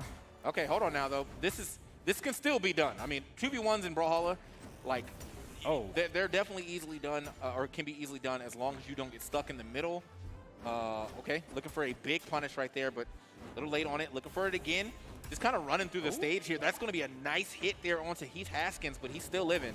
Yeah, and Abdallah just like kind of avoiding that whole scenario, just waiting for his teammate to come back. Oh, wait a minute though. Okay, yeah, he's getting a little too trigger happy there with the SIGs. And again, man, like, this is still possible, but like, he has to get this stock off of Heath Haskins. Like right now, nice weaving, just juking everybody right there. But yes, the last part of the side SIG is going to catch him and send him packing. Yeah, Bowser just desperately looking for a weapon in that scenario, right? We saw him go off stage, finally get back on stage, but he needed a weapon to fend for himself. But man, the side sig just connecting there and just going to finish it off. Man, so that's going to put Abdallah a little closer to victory here. The 2v2s is going to push himself up. Bowser, unfortunately, was not able to clutch out that win, but it doesn't mean that he will be too far behind if he is able to take the rest of these wins here for the rest of the round robin. So, because in the round robin, if you don't know, for anybody who doesn't really go to tournaments, you play everybody. You play everybody at least once, and that's how we're going to figure out the placements for that. Right. 4 total teams because 8 players total, right? Yep. 2v2, of course. And yeah, I feel like that was probably Abdallah's like hardest opponent, right? For sure. We would seeding wise, for sure. Yes. Yeah. So, who knows, man? There could be some hidden 2v2's God in the later half of this here round robins, but currently, Abdallah is definitely at the top, and then moving under him will be Bowser. But we're going to go ahead and see what Abdallah feels about that last match. Abdallah is on the stage with Alex. Alex, take it away. All right, we are here with Heath Haskins, and wouldn't you know it, we have Abdullah up on the stage. Who would have thought? What was it like finally playing against this name that we've been saying over and over again, Bowser, head-to-head in a match? I mean, you obviously were on a team, but what was it like finally going up against him? It was a good match for sure. Yeah, he knows what he's doing, and it's a little more hectic versus a 1v1 setting. So we'll see how that goes in the future. But yeah, Heath did an awesome job backing me up when we need it, and yeah, we did great. Yeah, Heath, I mean, it was nice to see you play on a team with Abdullah instead of just getting kicked around by him. What was it like playing on a team with him finally after playing against him so many times? Finally amazing. Fanboying. I'm fanboying like crazy. Guy's awesome every single time. Honestly, I mean, the chemistry was really good. You guys obviously played as the same character, so I guess that also is good chemistry in some way or another, I guess, cosmically. You guys were pretty evenly matched until the very end. You guys started to look a little bit cleaner, and that's when you finally clinched it. What changed from the very beginning of the match and the very end? It was more along the lines of targeting. Honestly, choosing your targets a little bit more wisely so that it ended up being a 2v1 scenario. Yeah, I think you guys really clutched it at the end. It was a super impressive performance, and I've already asked him, do you have a favorite color? Yellow. All right, there we go, yellow. Hopefully we're going to be seeing these guys a lot more. Whoever's teaming up with Abdullah, I'm sure we are. And it was an amazing performance. Thank you guys so much for being up here and putting your hearts and souls into it. Let's go back to the casters for some more Brawlhalla. All right, man. My man said his favorite color was yellow. Shouts. Hey. Look, this is like a new development for me. I literally just started wearing yellow like 2 days ago, and I love this color too. So good stuff, good stuff. And let's go ahead and check these replays real quick, though. As we see how the action unfolded in that last match, man, like it was almost down to the wire. I feel like there was a nice double KO there from Bowser, Right. but then yeah, just I think the overall teamwork from the blue team was just a little higher up. Yeah, especially they were able to set up that 2v1 scenario at the end there. That was such a big deal, and they really just kind of worked together. You know, either sandwich them in the middle, like you were saying, is a very big deal, or just like sealing out this edge guard here. It's such a big deal, and even preventing him from getting the weapon, or at least like punishing him for getting the weapon, is such a big deal. Yeah. He was actually looking pretty good there, like for the avoidance that he was doing. But unfortunately, yeah, the weapon being on the ground and just stuck in between two Orions who have really large SIGs was going to be a hard sell for him to be able to, one, grab the weapon and safely, and two, actually like use it for some combat before losing that stock. So it happens. Yeah, it happens for sure. So it looks like we're going to get into our next match. That should be the other side of things. The two teams we have not seen yet. I see Max Cheese is up there, and I guess I could just turn and look. Don't see who's on the other side just yet, but oh, there they are. All right. So yeah, man, squads pulling up, man. We're gonna have another nice match coming up for you guys. Now, that first match was super competitive because I think it was the top two placers, but now, yeah, man, look how many triggers he got on the back of that controller. Jeez, that's a macro, bro. Got the buttons. That Where's might the be turbo? banned. Where's the turbo button at, though? Oh man. So yeah, now we got to get the controllers set and ready to go. That is, the beauty of Brawlhalla. It's a blessing and a curse. A bunch of controllers go into this game, but you have to then redo your controls pretty much every time you sit down.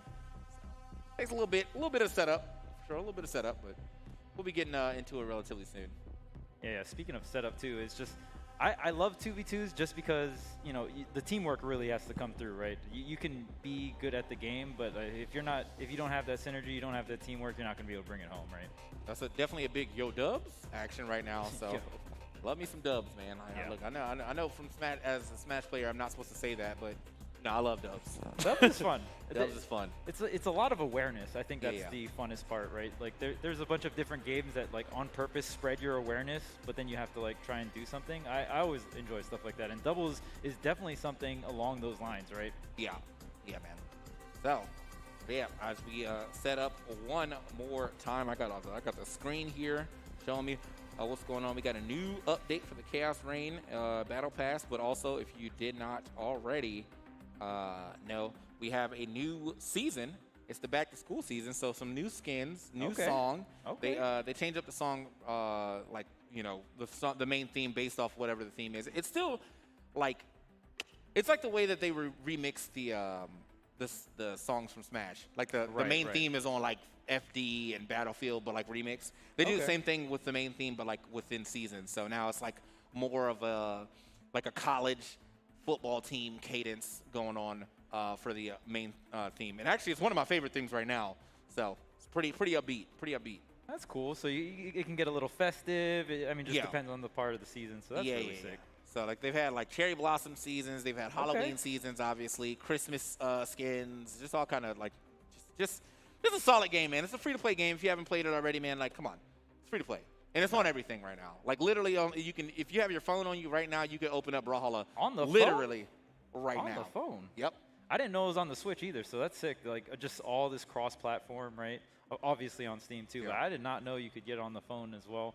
I don't know how you just touch. Like, how does the controls work? It's touch. Okay. I haven't tried it. I'm not going to. Like, you know what I mean? But I did see this guy. There was a lot of controllers actually for phones now. Right. So right. like, if you want to go crazy, you don't want to go try hard. Go ahead and get yourself a phone controller as well. That way you can definitely play Brawlhalla on the go, literally anywhere. Yeah, I've seen all kinds of crazy contraptions, like the controller, and then there's like some latch to like hold the phone or hold your Switch, right? And you're just jamming it. So also, man, I didn't even realize. I was just about to point that out. His mask is fire, bro. Is that a Rey Mysterio mask? Yeah, that clean. Is a nice mask, bro. That's kind of clean. Yeah, I have to give it up for that one, man. Look, I haven't watched wrestling too much like recently, but Rey Mysterio was easily my favorite wrestler when I was watching. Can we talk about the coverage too? Look at that. Yeah, bro. I'm like, it's really like it's all the way down to his chin, like under his chin, bro. Like, bro, you have to tell me where you got that from. I'm gonna need one of those for sure. Yeah, we definitely gonna have to get one of those. Like this Adidas one is nice, but I got big head, so like sometimes I need that level of coverage you got. All right, so everyone just still getting the controls ready.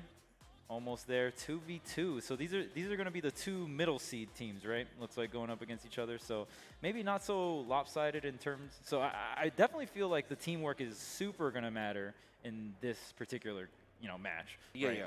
Because you don't have the two top seeds on your team. This is where teamwork's really going to pull through here. Yeah. All right, man. So let's see if this teamwork actually does pull through. As we are still setting, I think we're still setting a couple of the controls, but we should be getting into it relatively soon. Again, thank you guys for joining us here in the arena. If you're standing or if you're sitting, and if you're standing, you could be sitting. I need you guys to pull through. Yeah, pull through on these chairs. Actually. Yeah. We got a lot of chairs. A lot of chairs, bro. Like you can actually put like 2 or 3 of them together, take a nap, Ain't nobody going to stop you. No one's going to stop you. Nobody. And you guys are at PAX too, so I know you guys be doing a lot of walking. Yeah. I'm just, my legs hurt just looking at y'all walk. I haven't even been anywhere yet. You're going to have to line up 3 chairs yourself. Yeah, y'all going to catch me in the next break lined up 3, maybe 4. I'm pretty tall. But, true. I'm going to see me lined up. All right. Then again, thank you. And it's just a nice little view of the show floor, the expo. Yeah. This is one half of the expo, though. So like, if you could look all the way back there, there's definitely way more expo as well. But overall, man, this is like, it's a nice subdued PAX. Like, I feel like it's not super crazy on the amount of people here. Everyone's got their mask. Everyone's being safe. Yeah. The booths are pretty well spread out. So it's nice, man. It's a nice little PAX back to let us know that, hey, man, we can actually do this relatively safely. Yeah. That low-key kind of feel, you know what I'm saying? Yeah. And we even got some Guilty Gear friendly setups on the side here. I see people jamming it on the Guilty Gear. Great game. And we're also going to see some Guilty Gear later on today as well. Yes. So we'll be a little bit of Guilty Gear today. The Guilty Gear will be running throughout the weekend, I'm pretty sure. But we're going to get the pools and stuff started today. So almost pro. So we should see some decently good action, hopefully. Almost. Almost godlike plays. So it's like, just whatever's like 2 levels under godlike. Yeah. Pharaoh-like, I don't know, king-like gameplay. There we go. That platinum, you know what I'm saying? Not quite diamond, but yeah, we're getting there. We're getting there. So I think we're actually setting. Oh. I see people are chiming in right now. So hopefully, it is time to get into it. I really do think there's like, I could have swore there was like a name thing that you can do here to save your save your controls. Yeah, save your controls. I just don't remember. I'm gonna have to look it up during the break. All right, yeah, looks like all the players selecting their characters. Oh, fight. Oh, maybe not. I think we got to do it in the right order. Oh, I see. Yeah, that makes sense. Yeah. There we go. All right, so we got the stocks. The team damage is on. Team damage on. Team damage on. Thank you. And I think that should. Yep, 2v2 Yeah, map I think set. that should be good. We're There we going go. through the settings. Let's get There it. we go. All right. Look at y'all looking like some pro players out here. Almost pro. Almost pro. Almost pro. Can't forget the almost. Yeah, shout outs to Stream Stars, man. Check it out. We got the trophies. We got the medals. Dang, that's a lot of medals. Yeah, bro. I was talking about that earlier. I was like, man, there's got to be some participation trophies for sure. Like, I feel like there's so many medals up there. I'm supposed to get a medal just from commentating. Like, thanks, man. You did it. Yay! the commentary medals? Yo, I'm about it, man. Hey, man, the only thing I've ever We got. never get medals. Yeah, all I got is a trophy. I got one. I got a Smashy. That's it. Never got a medal. Yeah, dang. When will I get a medal? Oh, of course, there's the first place, the almost pro. You already know. That's a nice looking trophy. All right. Yeah. I mean, I still think they could have polished it just a little bit. But, little you know, bit. someone had the greasy hands when they grabbed it for sure. Yeah. You know? All right. Looking at the screen, I think we do have the teams ready to go. I see Queen Nine. I thought I saw Cassidy for a second, but no, swapping off Ooh, that. Mako, let's go. Mako, Wu Shang, and And?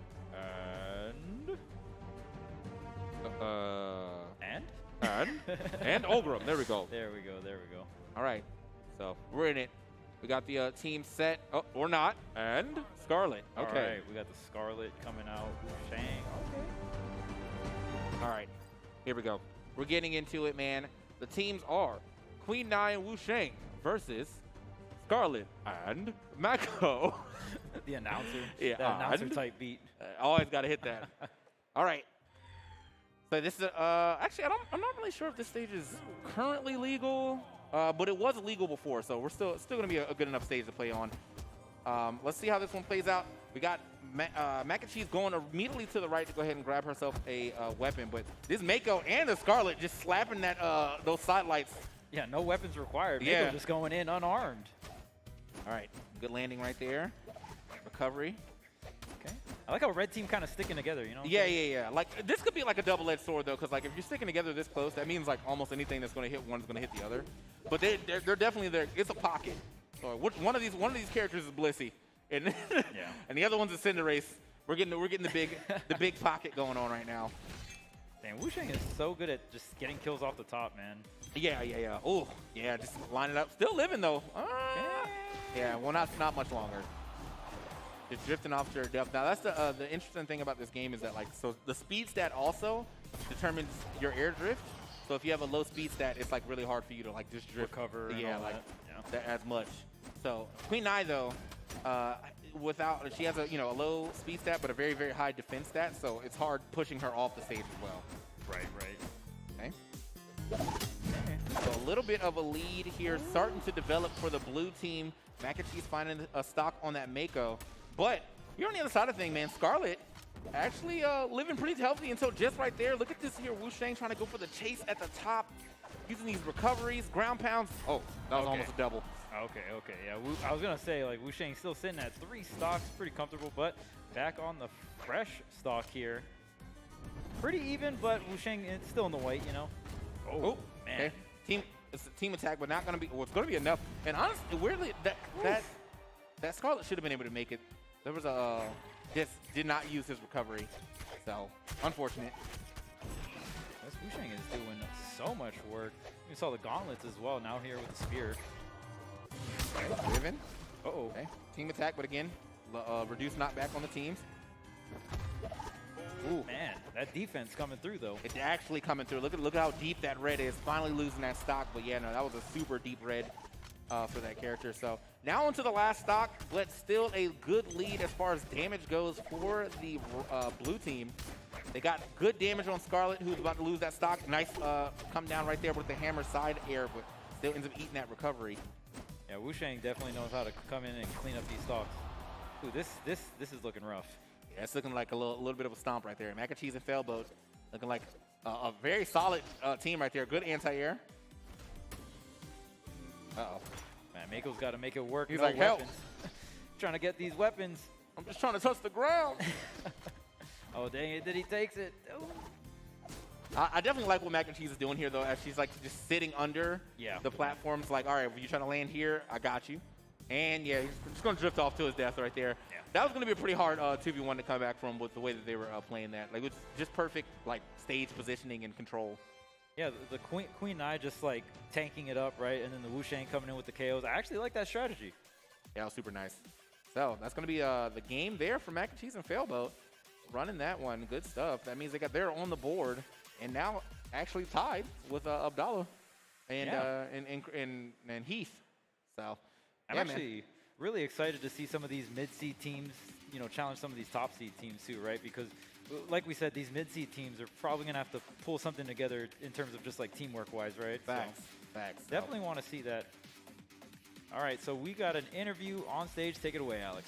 Got Mac and Cheese and Failboat here. Mac and Cheese still laughing. I don't think she is able to comprehend that you won. Is that why you're laughing? Or I also saw you guys just won, but you also couldn't pull off a fist bump. So that was also. Can you walk me? Forget about the game. Walk me through what happened with that fist bump. I saw. So I'm gonna take you guys through it. There was a fist bump, and then yeah, this is what happened. So it went like that, and then they were like, okay, let's mulligan. You tried again, and then this is what happened. So as a team in the game, they're fine, but the second it comes to celebrating, they're garbage. Let's forget about the fist bump. You're crying. Are you okay? Production, can we get a napkin or something? She's crying. Yeah, you guys are, yeah, we're filming all this. How do you guys feel that went? How do you guys feel that your composition as a team was with your characters? How do you guys feel like you played together? I felt like, honestly, that was a pretty good set all the way through.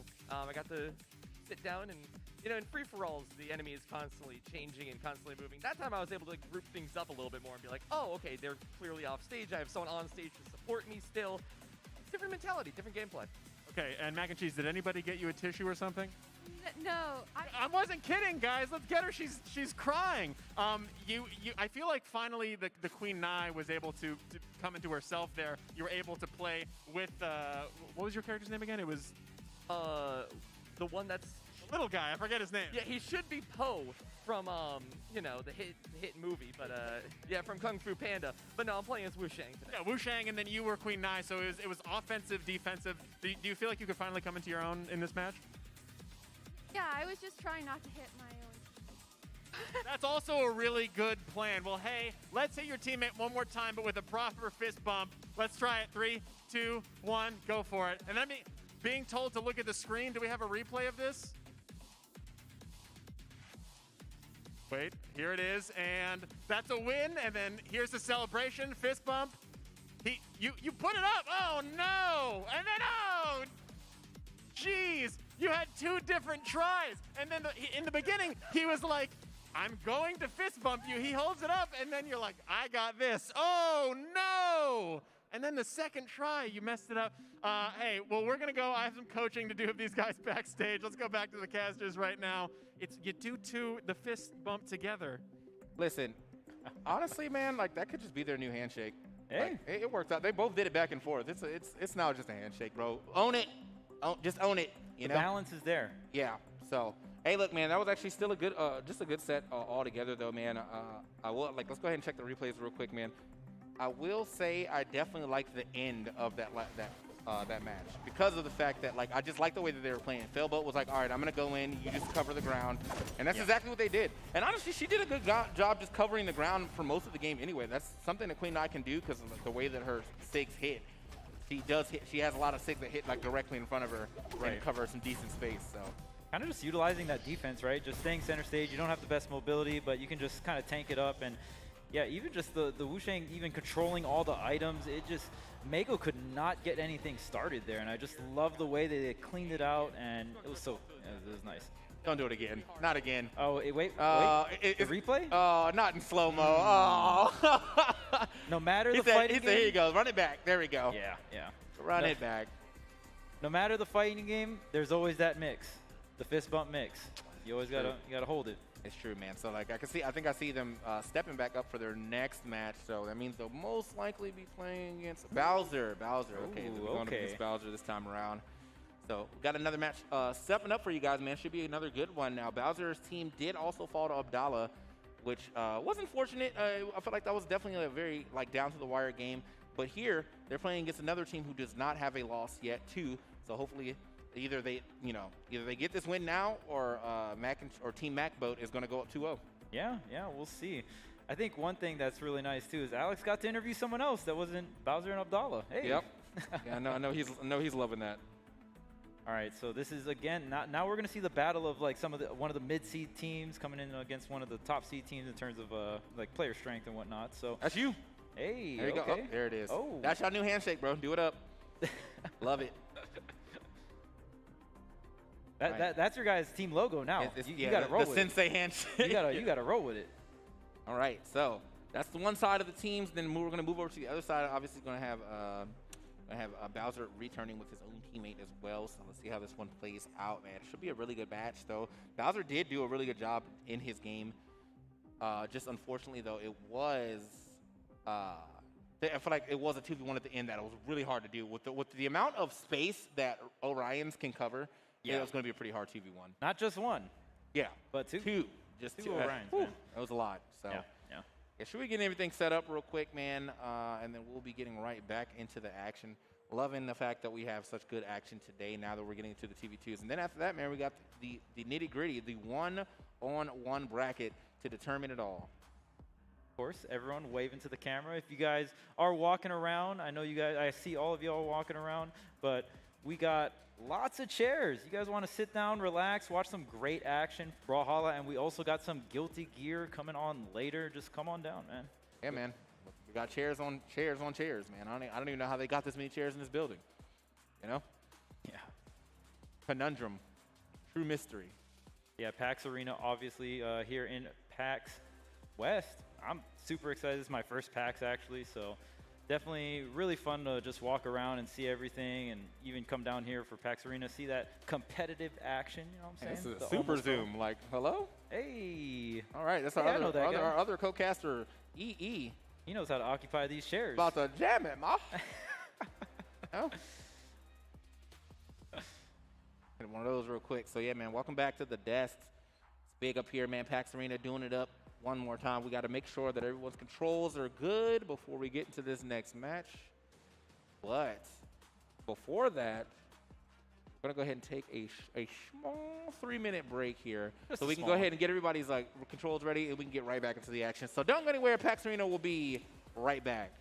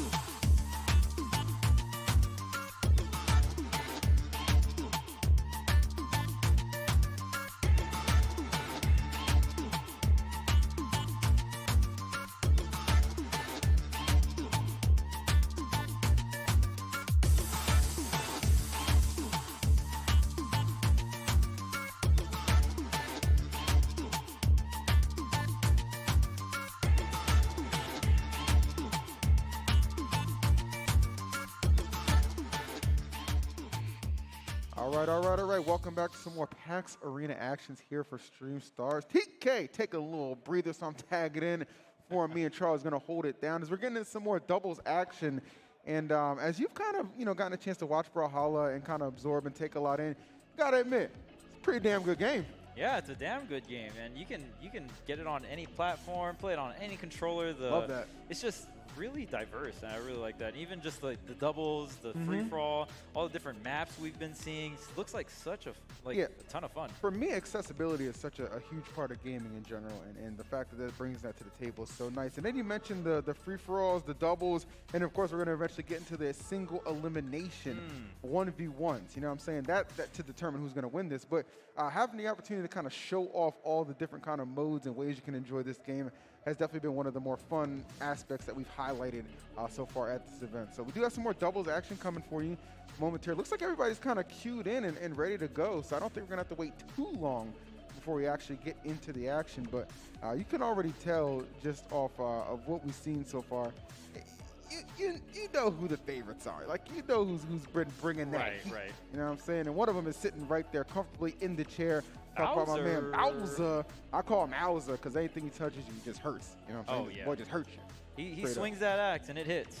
No doubt That's about definitely that. one thing we've been seeing throughout, free-for-all. So we'll see if he still brings on the same heat here in this doubles. He did lose his first doubles match. It happens.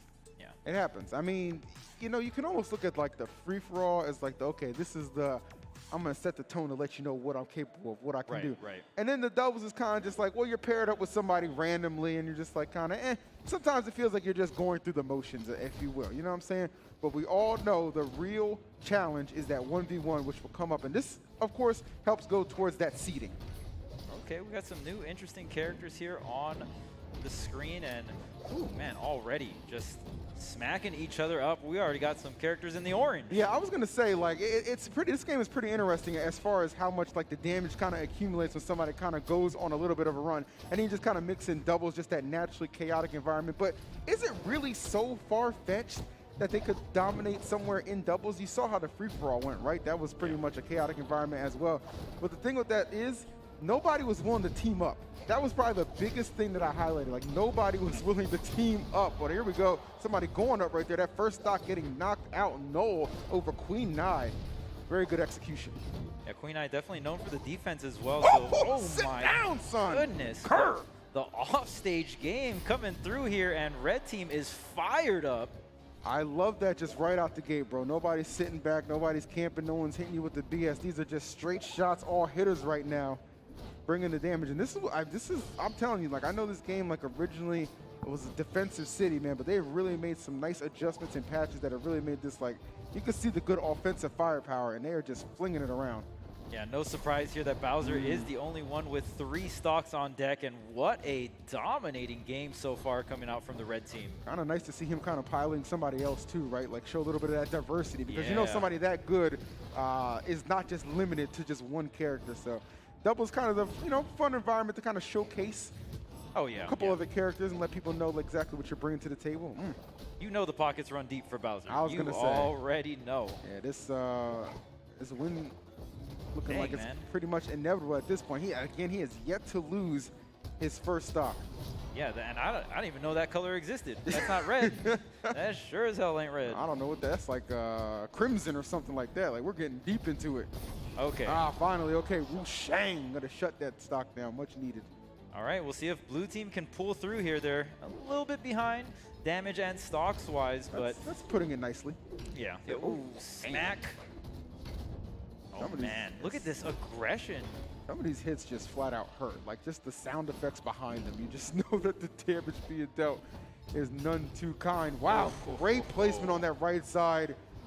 Bowser, his core is looking incredibly efficient, and unfortunately for the blue team, they are down to 1 character, and I don't think it's gonna be enough, Charles. Yeah, that's gonna do it. Man, red team honestly coming out with the aggression right out the gate, just shutting down so much stock so quickly too. I think that was our fastest doubles match by far. Yeah, that was a clinic, a good example of exactly what to do. I will say though, although I felt like Bowser was leading the charge on that, love his teammates' jersey, the Toon Squad. Bugs on the back. Show up that bugs on the back. Show up that bugs on the back. What's on the back, There it though? is. And this man clearly hits the gym, too. Okay. Ooh, Big shout out okay. to Bugs. My man. Number 1. You already know. All right. Love to see it, man. Great efficiency right there. Very dominating doubles performance. And that's what you want to see. You know what I'm saying? Like, the fun thing about it is, like, they've never teamed up before. It's a first-time team up. It's based off the standings, so you'd love to see it. You know what else I like to see? Interviews with the winning team. Let's check it out. Alex, what you got for us? We're here with Kugo and Bowser, the winning team. You guys didn't even try a handshake, which, hey, honestly, how it's been going on stage, that's pretty good. How do you guys feel you did as a team? I feel like you guys finally started to click at the end. Did you guys finally start to find your own towards the end there? Yeah, I decided to go switch to a character that's a little faster, and we started doing more like type of team combos, since that's like really what you want in 2v2s, and I think that's what really helped us this time. I feel like Kugo, in the beginning of all the free-for-alls, you were kind of getting lost in the mix. You were finally able to get some hits on there, start some kills and stuff. What do you think changed when you started to play with Bowser? Oh, you know what? Zol just needed to warm up. That's what needed to happen. And as soon as we stopped, we landed punches on our opponents more than we were landing punches on each other.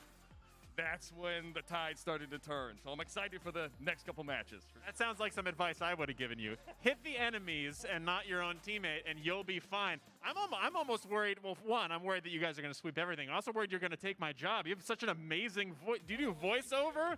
You guys, I feel like I want you to come out and just go, "It's time!" Like, very powerful voice. Do you guys have any thoughts about your next matchup? You guys going to change anything? You guys going to hold steady, and you think you got it? I think we're just gonna do the same plan and just go with the flow. All right. So can you say what Bowser said, but with like 5,000 times more intensity? Just strike fear in your opponent's heart, please. Yeah, we're just gonna go with the flow. I like that. That was still very neutral, super diplomatic, but it was high energy. I love it. Love this matchup. We're gonna have more matches in just a sec. Let's go back to the desk. I don't know. I mean, I was shaking. I ain't gonna lie. Yeah, go with the flow. Kugo ain't the one to play with, man. I see him. Him and Bowser definitely looking like a strong team, and especially once you start to kind of get that synergy flowing. Let's go ahead and flow over to some replays so we can see how that one went down. Very dominating performance, as I said, from Bowser and Kugo. You know, no disrespect to my homies Mac and Cheese and Failboat, but there's a lot of failing going on, and it wasn't on the side of the red team. Oh, yeah, absolutely. The red team just came out swinging just right off the bat. Got a huge stock lead, even percentage lead. We saw Bowser hold on to 3 stocks for what felt like forever. Yeah.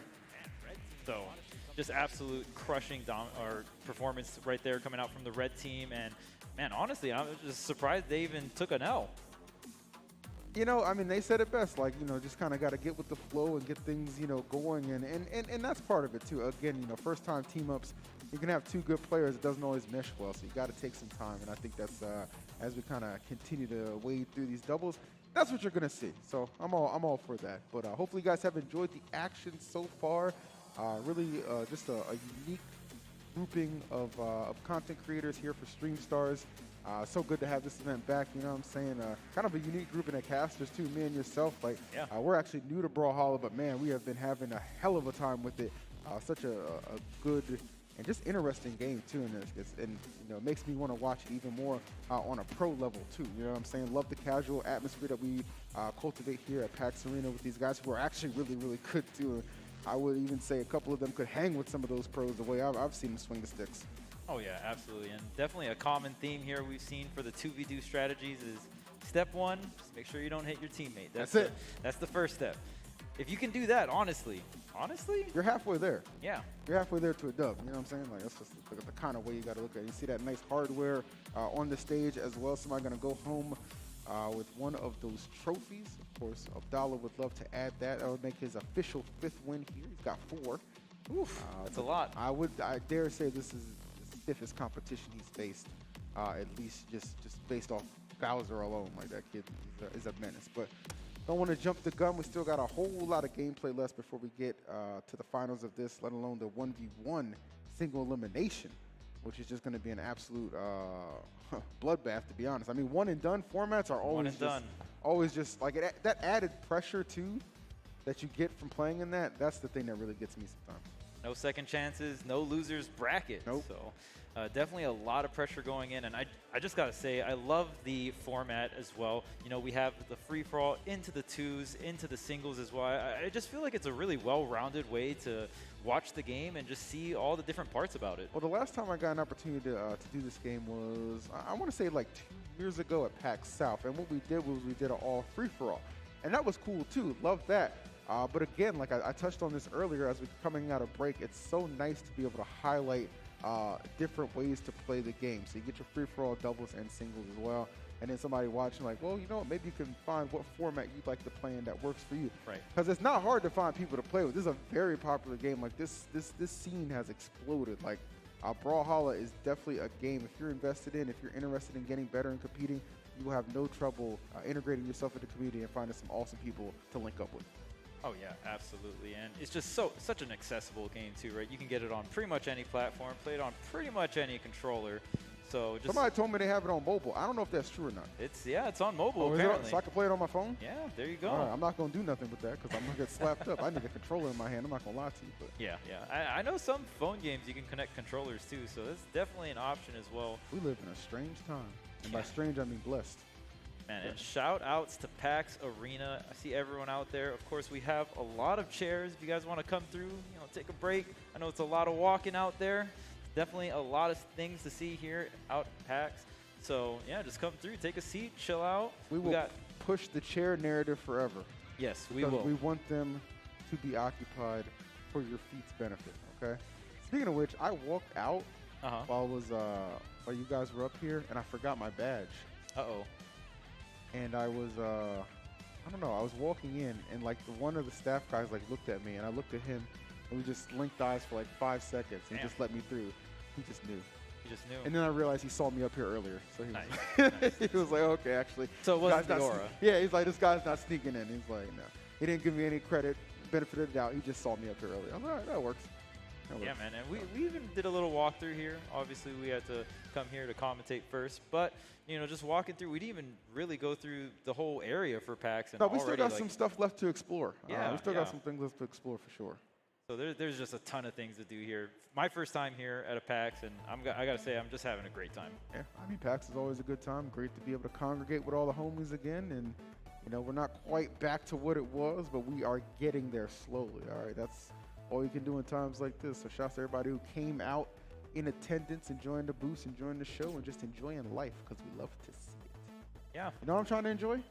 What's up? Little Cheesecake Factory, bro. Little You said cheesecake? Cheesecake Factory I on saw the that. side. I'm just I saw a saying. little Cheesecake I'm not saying Factory. we got to get the cheesecake, okay? All Even right, though that's all the right. hallmark of it.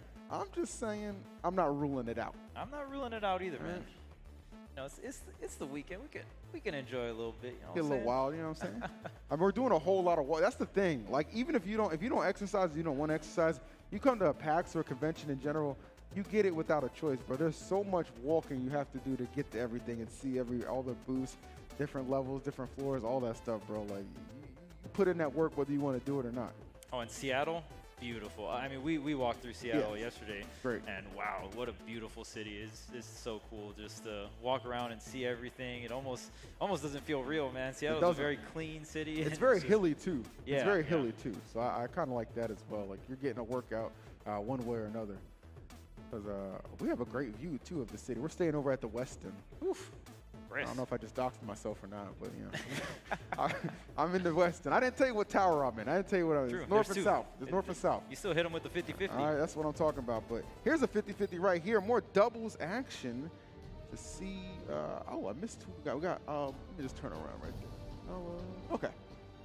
The Orion team, double Orion. I was gonna say, bro, Orion's just nasty. Yeah. He's a nasty character. You know what I'm saying? Mako too, though. Mako looks hype. Yeah, Like, Mako looks sharp. Apparently, he's one of the newer characters that's just joined the fray. Oh, okay. So yeah, Mako he's a little bit of a newbie, but still making an impact nonetheless. And of course, Scarlet been a mainstay for a while. So here we go, more doubles action. This double Orion, I got a feeling, Charles, they're just gonna overwhelm and smother. That's kind of like the vibe I get right away. Yeah, this double Orion team has definitely been the strongest team I've seen so far. We've seen much consistency, and oh man, the Rocket Lance is out. Yeah. We've seen Abdallah do many nasty things with that Rocket Lance. Actually, for a minute there, it looked like one of them was going to control the platforms while the other patrolled the ground, but kind of taking a little bit more liberties and freedom. Mako, though, is trying to strike back. One thing you don't want to let these guys do, don't let them just overwhelm you from the start and dictate how things are going. Love Scarlet. Okay, Scarlet said anybody can get the hands. My teammate, too. Ooh, man, and already look at the colors on the life bars. Nice. And Abdallah, the one that's going to be the first one to go. I wouldn't have expected this. Yeah, that definitely turned around. The first 10 seconds was definitely a dominating display from the Orions, but they could not quite hold on to it. But knotted up. The stocks are tied up. Okay, but Scarlet looking a bit in the red. Got to be real careful here. And Scarlet definitely hanging on to that stock. Oh, up into that point. Didn't mean the commentators curse, but at that percentage, it seemed inevitable. We got to bring it up. That damage was just clicking. All right, so Team Orion's kind of controlling the ground. It feels like the red team just more so on the platforms, more in the air, right? They're trying to come down onto their opponents, and it's been such a tug back and forth. I feel like the opener was way more aggressive and scrappy, but now they're kind of establishing their space. I think they kind of realized, okay, yes, we can fight offensively, we can be super aggressive, but we can slow down the pacing too if need be. We don't have to just go all over the place, act a fool on them, right? We can be controlled, calm, cool, and collected, and still get the job done. But, you know, as I am saying that, and I am impressed that Drew So Icy, Pig Naughty, they got some fight in them. Yeah, and this blue team, I mean, it seemed so close, right? But Team Orion definitely coming through and just solidifying this lead. Look at this, 5 stocks to 2. They gave us some hope. I'm not gonna lie, they gave us some hope. And the problem is, like, one of those Orions has still yet to use one of his stocks. So that kind of gives you an idea exactly how much of a dominating performance they're putting on. And I love how they're switching between the Lance and the Rocket Lance, man. It seems like such a good combo in terms of controlling space, but oh no, maybe a little too much space. Yeah, just kind of keep you guessing, essentially is what I'm seeing. Okay. Nice, okay. If they get a double kill right here, it might be a little bit closer. Still 2 stocks in the red. I don't know if Scarlet can make it back here. Maybe, just a little too far. Wasn't able to recover, get the wall cling, nothing going well. So now Mako, with one of the most uphill battles we have seen today, trying to take care of okay, well, I was talking about uphill, but that boy went straight down. Straight down to the pits, man. Wow. Team Orion definitely, it felt way more competitive right out the gate, right in the opening, right? But I just feel like during that mid game, it just started to crumble for the red team. It really did start to snowball, and that was kind of like the difference maker. So, unsurprisingly, Abdullah, I mean, Heath Haskins, taking care of business. Team Orion, man. It should be Team Nintendo with the shirt and jacket combination you see over Shadows there. 1064, man. Goated system. Absolutely goated system. Shout out to my mom who worked 3 jobs to afford that for me. Love you, Ma. Let's go. Always got to show the love. Yeah. Oh, are we switching over? A little interview action coming up. Oh, we're going right to that interview. Let me shut myself up. Go ahead, Alex. Talk to him. I'm here with Heath Haskins and Abdullah. Although Abdullah told me he has a bet going with one of the production members that every time EE mispronounces his name, he gets $10. So you're good on that, EE. If you just want to keep saying that, TK's holding his thumbs up too. How much do you think you're going to make today on that? I don't know. I haven't actually been listening, but if he says it 150 times, you'll make more than if you actually win the thing. That'll be some pretty good money. Another win from you guys. Not going to say I'm surprised, although I was surprised about how good you guys played together. You guys basically swarmed them the entire time. Did you guys talk about that beforehand? You were playing the edges super well. Yeah, we did pretty well. There was a lot of open communication between Heath and I, and we just stuck to our sides and knocked them all out. You guys had great ground control. You guys kept your sides, basically just battered them around in the center and then whacked them off. Do you guys envision you ever having to change? Because you guys are super overpowering with the Orions. Do you think you're ever going to change up the characters? No. Is that just the characters so good all around, or is there no counter pick, or is it just good when there's 2 of them? It's hard to get around them. Yeah, I mean, the character is pretty balanced. I mean, he's not overpowered, he's not top tier or anything like that. So, like, the game's pretty balanced. I like that. All right, hey, it's balanced. It's all skill. It's all for Abdullah. We have more games coming up. We're going to throw back to the casters. Back to you guys. All right, great job, Abdullah. You got it. Dude, I swear, sometimes if I say Abdullah, I'm thinking of that scene from The Waterboy, Abdullah Mangata or something with the fat Colonel Sanders Right, guy. right. I don't know. It just, for some reason, like I just pair those two together and it always just mixes me up. But yes, Abdallah, Heath, Haskins taking care of business. The squad right there. And this doubles, I mean, it has not disappointed. Definitely had some good matches so far. Very aggressive. I honestly feel like the doubles matches are a lot more aggressive than the free-for-all matches, right? Probably because the maps are smaller. You know, some of those free-for-all maps were large. But I definitely loved a lot of the transformations in the free-for-all matches. But let's go check out some of these replays from these double matches.